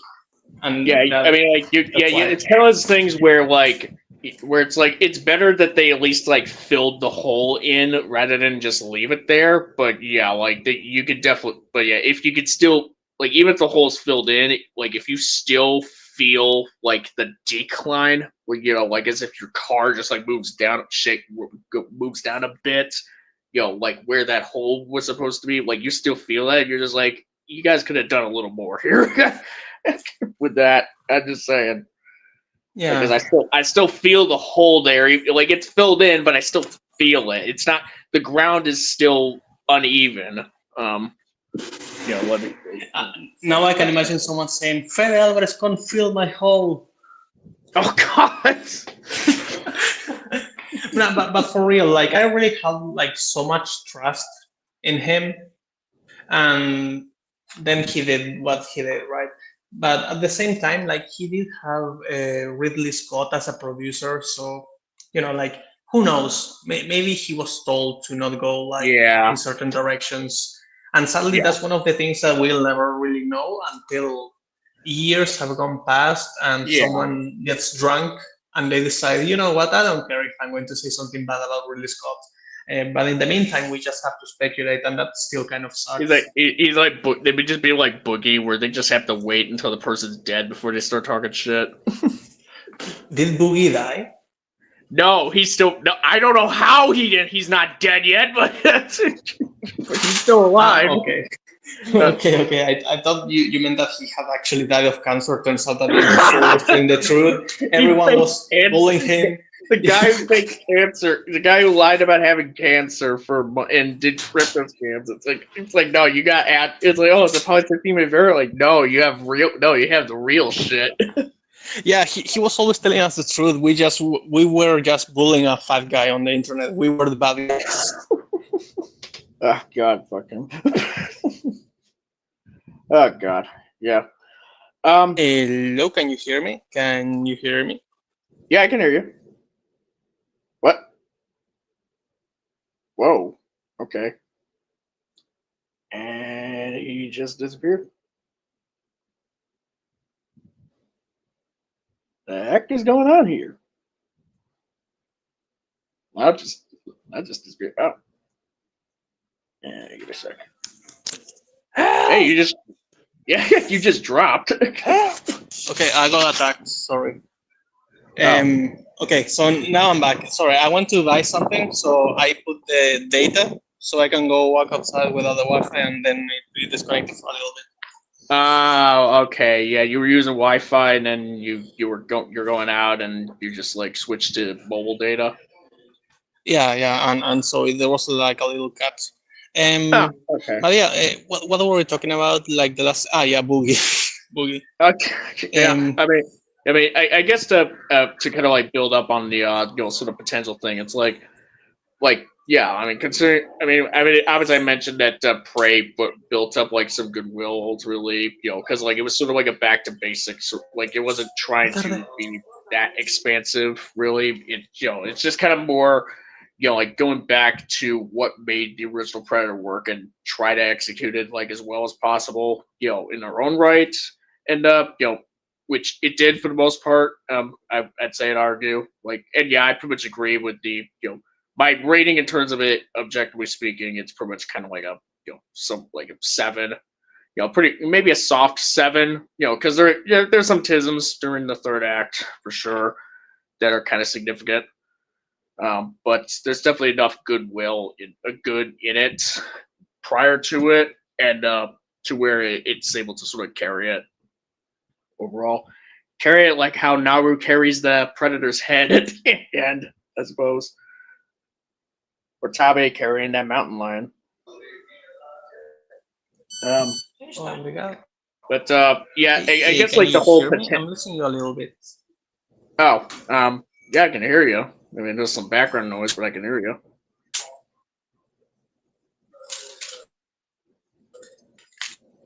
I can hear you. I mean, can you hear me?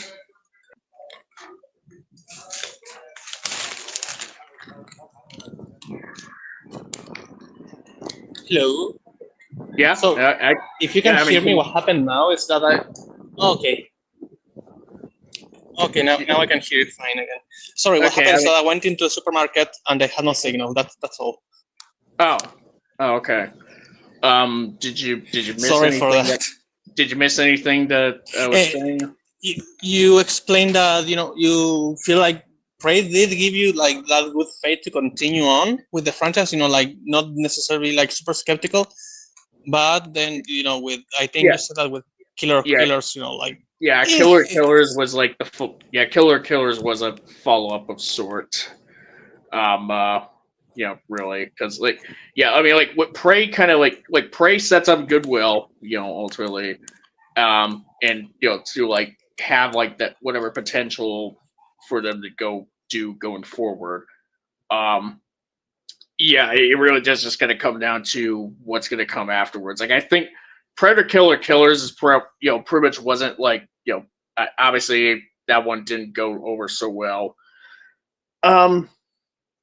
But I suppose like Badlands is going to be the one where it's going to be the real sort of testing the waters of like whether or not this new direction they're taking with the Predator franchise is actually going to be worthwhile. It's going to be poorly. Yeah. Like to be fair, I have more hope in Predator than in Alien because like Badlands really looks completely different from everything else.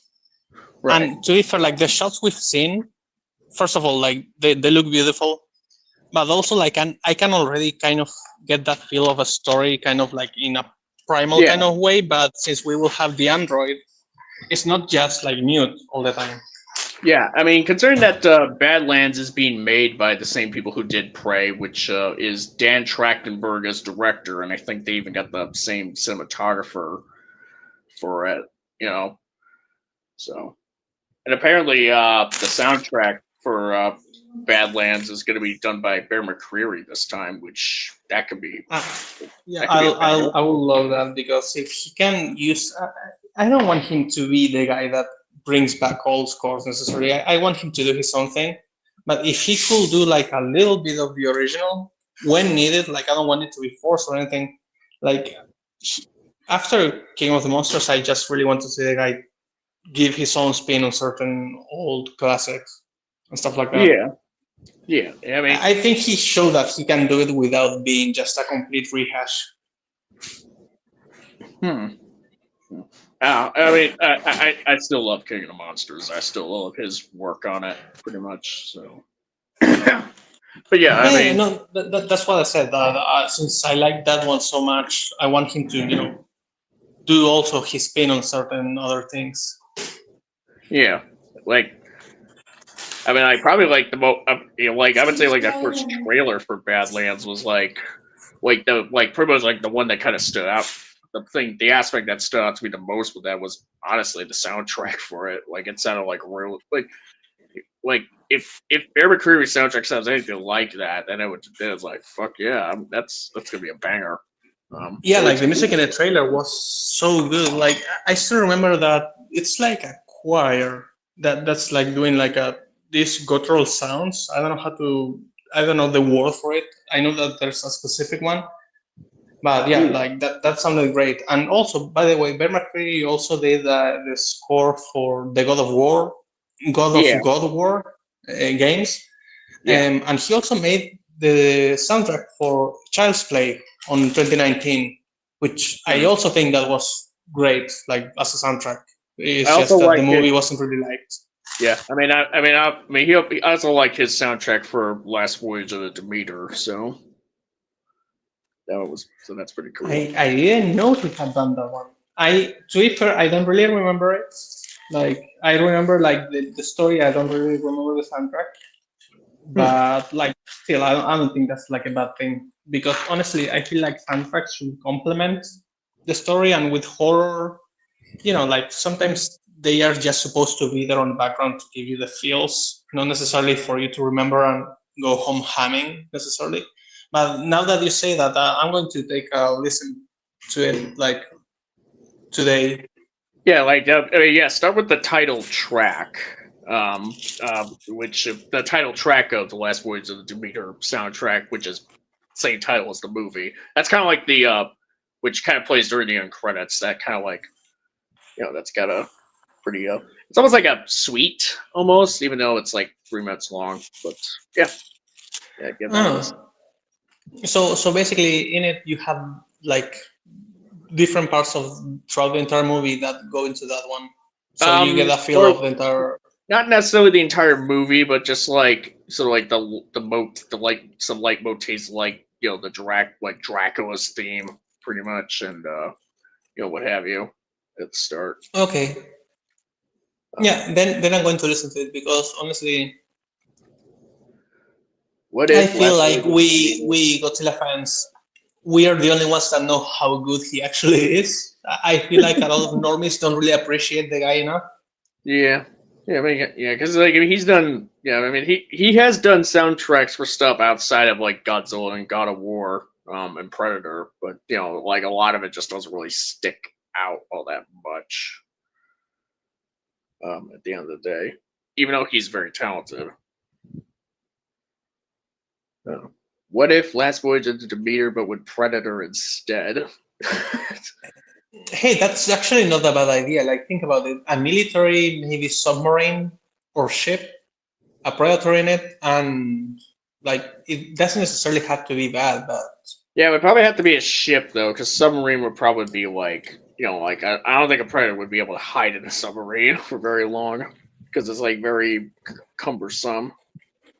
yeah, that's true. So I mean, like the ship, a ship, whereas like a big ship like the Demeter, like there's enough, or maybe like a bigger something bigger than that. Like you pretty much would still have the claustrophobic angle, for the most part, but you pretty much have more room to work with, like a nice balance between having like the space to where he could come from anywhere, and while also having like the element where like if you're cornered, like you're not going to be able to. There's going to be very little options for you to be able to get out of it. And also having it where it's isolated, especially if you cut communications off and so on. Actually, I just thought of something with that idea. That's what they should have done for World War II. He goes into one of the ships in the Pacific, maybe that are already sinking, and he kills the people remaining. So you have a reason why he's not found out. You could even, headcanon your way into Jaws, saying that's the ship where everyone like went to. I was about to say, like, yeah, like it can have it be like the backstory that Quint has in Jaws about the Indianapolis, except it's a predator instead of sharks. Yeah, instead of or maybe like instead of being a torpedo, it's actually the predator blowing something up when it's dying, and that's when the ship like goes kaboom. And it goes from like Japanese ships to the US. Like maybe I don't know. Like you could do something with it, and I feel like the fact that it's in the water makes it somehow more isolated, but also more grounded because the guy's not in a ship, like driving a ship. He's actually like walking around, and he, like a predator should. So I think that that will be great. Yeah, and you could actually lend to some interesting visuals, like if it's like raining or if like the sea starts spraying, you have like the water like spraying up, like when the predator's invisible, like that just be like. Yeah, those giant ass waves that makes you think that everything's going to collapse, and you wonder how the hell we humans created a ship that can withstand that type of force. One of those waves, like the ending fight in one of those storms, where the ship basically goes like almost completely down and completely up, like almost in a straight line. Actually, vertically on the waves. Yeah, actually, what I was referring to was like a visual where, like, while the predator has his cloaking device on, like, water just like like sprays up, and it goes around like the outline of where the predator is, so it looks like as if there's a ghost there. Like it looks, like that would just be metal as hell as far as visuals. Yeah, ships honestly are underrated. Or maybe you could say that, I don't know, some military men have taken over an oil rig and you have it on the oil rig, right? Because you have like a lot of this vertical structure, so the predator can jump from the top down somewhere like all the time. Yeah, that could work too. Like like maybe like a ship near an oil rig. That could work. Yeah, and maybe it could be pirates or mercenaries that are trying to take the oil, Oh yeah. You could even make it futuristic, like Yeah. it's an oil rig in the future, so you have like more guns, more of this, and the pirates are like more advanced than the pirates we have now, right? Yeah. Dude, Predator has so much potential. Yeah. Holy shit! Yeah. Yeah. That sounds kind of awesome. Like what? Like what the hell? Why? What the hell? Why can't? Oh man. That's They might. We just need to write it first, and then they will steal it from us. yeah. And they won't pay. So, Yeah. but yeah. Yeah. I guess that's everything that needs to be said about Prey. Just to sort of try to tie back to it, I suppose. Yeah. Even if we discuss sequels, I don't think it's like we don't even know if we'll get a sequel. Like I said, we should, but like should get sequel doesn't mean we'll get sequel. So yeah. Yeah, well, at least something a direct, like immediate follow up to Prey, like primarily following Naru and what have you. Dude, I just hope that they don't do like a stupid comic. I hate when they do like, oh, this story, yeah, we're going to make a sequel. I think they did that for Predators, but maybe it wasn't even official. Maybe it was like a fan thing. Right. That'd be real. Yeah, that'd be lame for sure. But yeah. I guess like final thoughts, like actual final thoughts on Prey.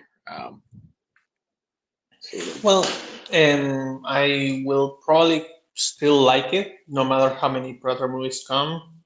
It's still probably one of the movies I will rewatch the most after the original. Doesn't mean that I don't like Predator 2. Predator 2 actually, when I think of the franchise as a whole, most of the moments I think of come from Predator 2, weirdly enough. Um, then I feel like this movie shouldn't be blamed if it just so happens that we actually go into a spiral of time periods and that's all we get with like lackluster characters. I don't think that this movie, should be blamed for starting a trend when also that trend is something that fans have been begging and bitching for forever. So, Yeah. like, the movie's just doing what people are asking for finally.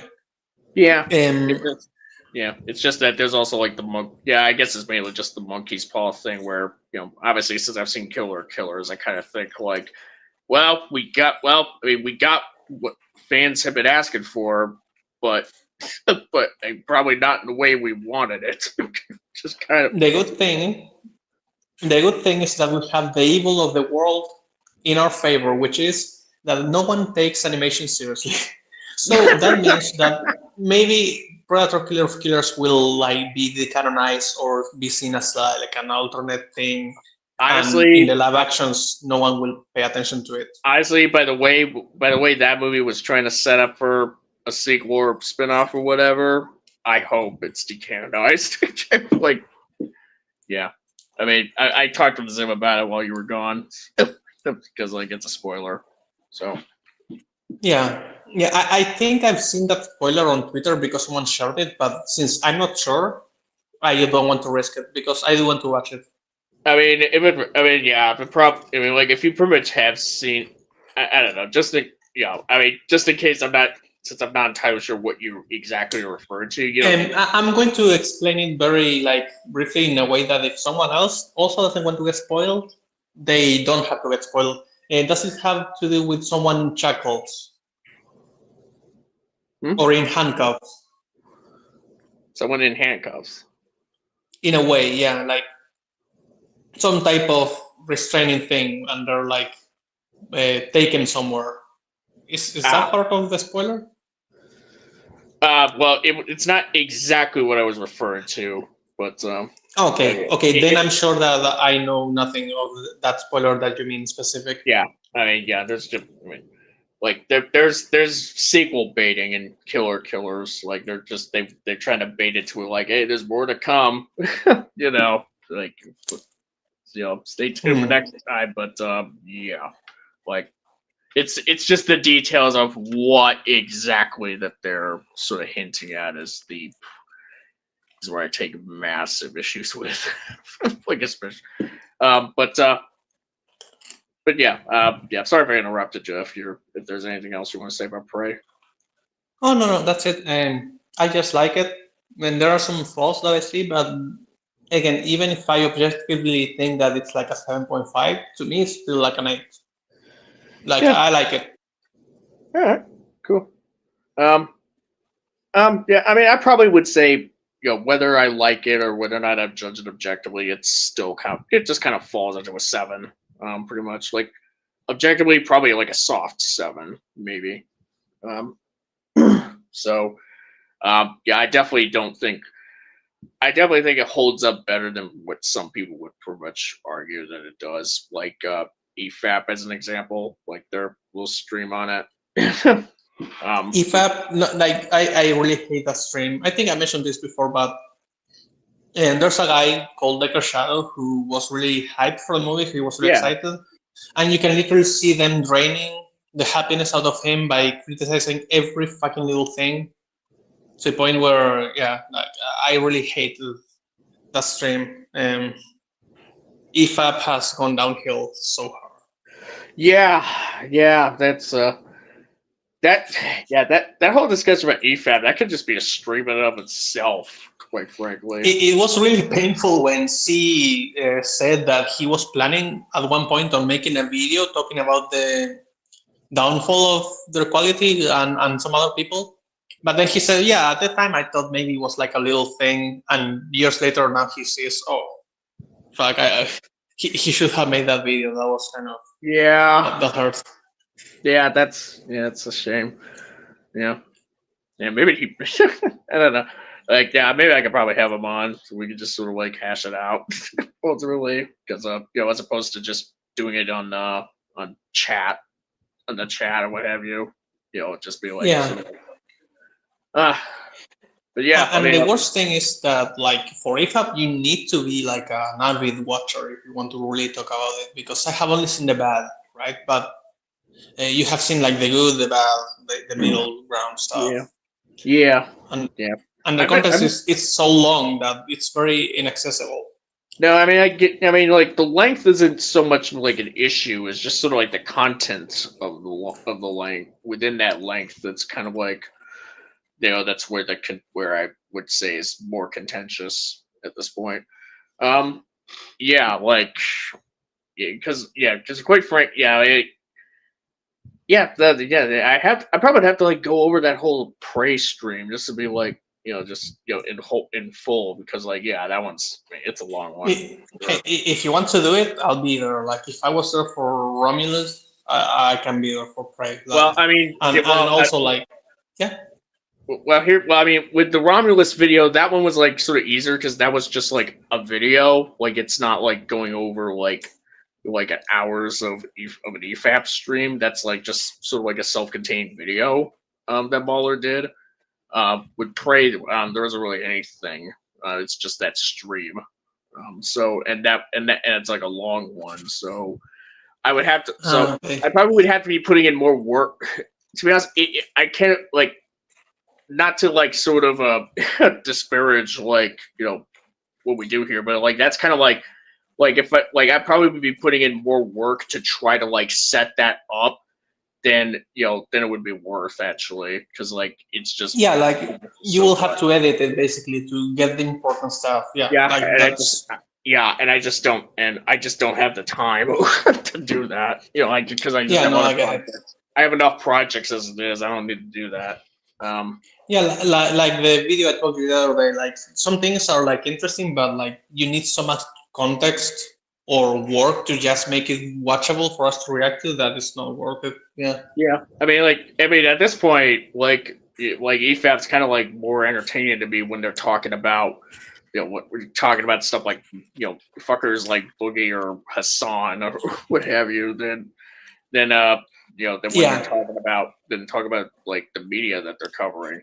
Like, even when there's like some points that I do kind of agree with, like I mean like, say for like a couple things here and there, like in their Superman debate, I don't really, if you ask me, I didn't really have too much to say like against like their overall perspective on James Gunn Superman. There's like a couple of things here and there that make me go, that's a bit tismy for you to say that. Like about the adaptation argument, isn't really where it's like, even though they had a stance, a pretty fervent stance, where like they don't care about judging a film based on whether or not it's a faithful adaptation, because that's kind of like one of the points that they made regarding Spider-Man: Homecoming, where it's like, yes, we're still going Minecraft world. Like, because they were arguing with like Nerdrotic and World Class Bullshitters about Spider-Man: Homecoming, and like Nerdrotic was kind of like, well, what, like Spider-Man and Spider-Man: Homecoming, he's not faithful to the comics. Baller Rags are all like, it's like, why does he have to be? Like, why can't it just be a good story in its own right? Yeah, I mean, so they hold that position. So meanwhile, when they kept, you cut to them, breaking down James Gunn's Superman, they talk about the whole thing with like Superman's Kryptonian parents. Their deal in the film being very different to how it is in the comics, and seemingly having sort of an issue with that. It's like, okay, like, why is okay? So you have an issue with this, but you don't have an issue with Spider-Man. Like, which is it? Like, which stance are we taking here? Like, I get it's like years apart between those two examples, but it's still like, what changed ultimately? Yeah. But no, I get it too, because like, and I say this as somebody who thinks that James Gunn Superman is terrible, quite frankly. But even I would just be like, that's kind of a dumb thing for you to say there, EFAP. And the thing is that they made a couple of videos on Superman, or streams on Superman, where they took segments from that, and like the arguments that I heard were like really bad. Where I feel like there probably is like a second thing where they had like another discussion about Superman, and that was like a full-on review or debate. And I need to watch that, because what I saw from them started with, like, oh, the power scaling is all broken from the very beginning.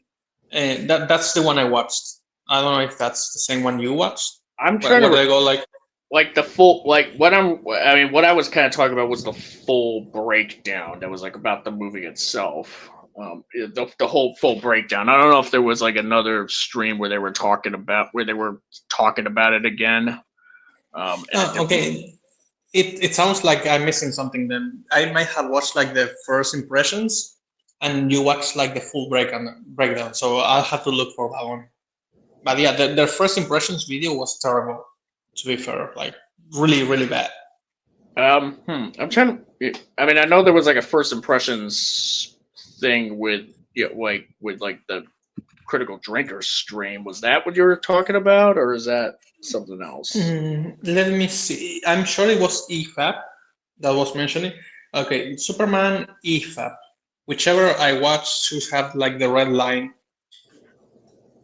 Oh no, okay, so I watched the highlight, and I started to watch a complete breakdown of it, but then I stopped. So I got most of my impressions from their opinions from the Superman is bad, very, very bad, EFAP highlight. So yeah, I need to watch the full thing. Oh yeah, that's like a section of that whole thing. Yeah. Yeah, I mean, some people that reacted to that and all of that. I mean, obviously, since I have to like prep for this debate sort of stream, on the film, I'll pretty much have to see like how I'm gonna be able to like go over and watch it again without paying for an arm and a leg for it, because I just don't really.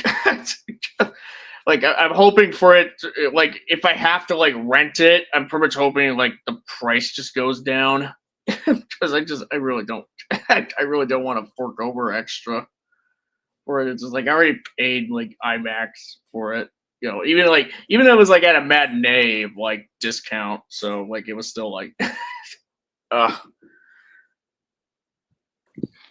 you always have the Yoho option, just so you know. Oh yeah, well, yeah, true. I mean, because here's the thing: if I feel like it's not wrong to do that, if you just need to prepare for a debate, like, that's understandable. So whatever. Yeah, Um, yeah. It's just that. by the Yeah. way, when is that debate going to happen? Um, I'm not sure actually. I'm not sure. Like, I mean, we've been. I mean, I was kind of hashing out with Black Rudy and Joey and and Minecraft. We're kind of been hashing about it on the Discord last night, and yeah, I'm not sure if it's supposed to be like at the end of this month or at some point. October 7th. October 17th is when we're thinking. Um, yeah, I mean, I have to. Yeah, the thing is, like, I mean, that's like really like I usually get my work schedules like ahead, like a couple of weeks ahead, but that's kind of I mean, yeah. Oh yeah, That's sure. really ahead. Yeah. Yeah, it's really ahead, so I have to find out, and and plus apparently that's when yeah, and obviously you have to like see, and I have to like find out like, okay, what else would I have going on around that time, because that's when like depending on whether or not Guillermo del Toro's like Frankenstein gets like that movie's getting like a limited select release in theaters before it hits Netflix on November. It gets this, like, it has the select theater release on the 17th of October, and I'm just kind of like holding out and seeing like what the deal is with that in terms of like if it's playing near where I'm living or so on and so on. I don't know. It's kind of in a flux right now in terms of like where I'm sitting. It's just like, I mean, I could go for whatever dates really, but I really would just have to let you guys. But yeah, like like I can't really say with absolute certainty like this far ahead if the 17th will work for me. I don't know. Oh yeah, yeah. No, I mean, don't worry. Yeah, I get it. It's hard. Like when you're an adult and you have a work that gives you like your own shifts. Like they tell you when you work. That's like super hard to plan yeah, out.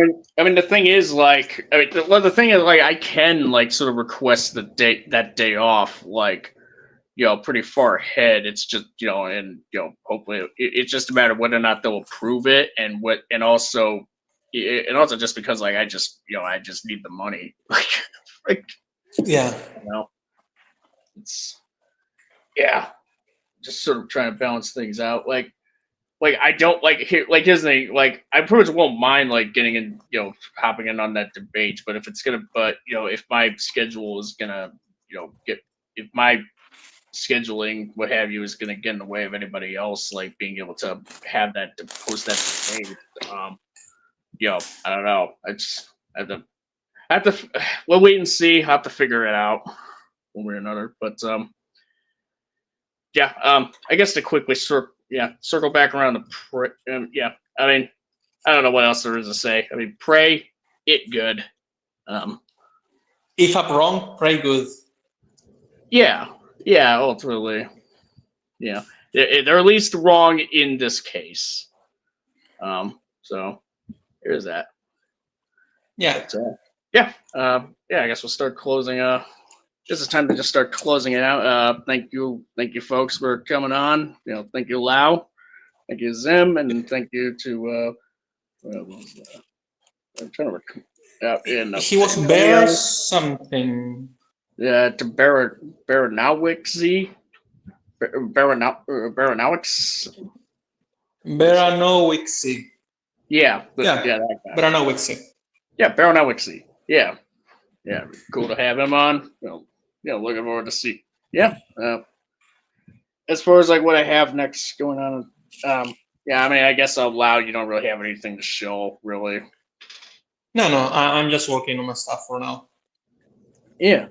Minecraft World has a live stream on Primitive War tomorrow. For those who've seen that movie, give that, so show them some love there. And this has been your host, the Sea Monster. I've been, follow me on here, follow me on Twitter, Sea Monster, KCI. I don't know when my next live stream will be or what it will be on exactly. I'll just be sure to let you all know fairly ahead of time before then.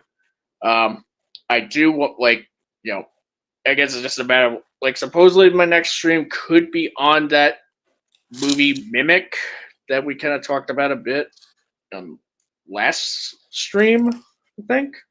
Yeah, the Del Toro film. Mhm. But I'm not sure when. I have to watch it, and then I'll at some point, and then schedule it, which shouldn't be too long time. I do want to do it before October though, so yeah, it shouldn't be too long. I have a Nosferatu video in the works. It's I think it's about like almost halfway done, so making good progress with that. At least should be done by October. But yeah, there it is. That again, thank you all for coming and listening and watching. And I'll see you all later. Get to the chopper! Get to the cows.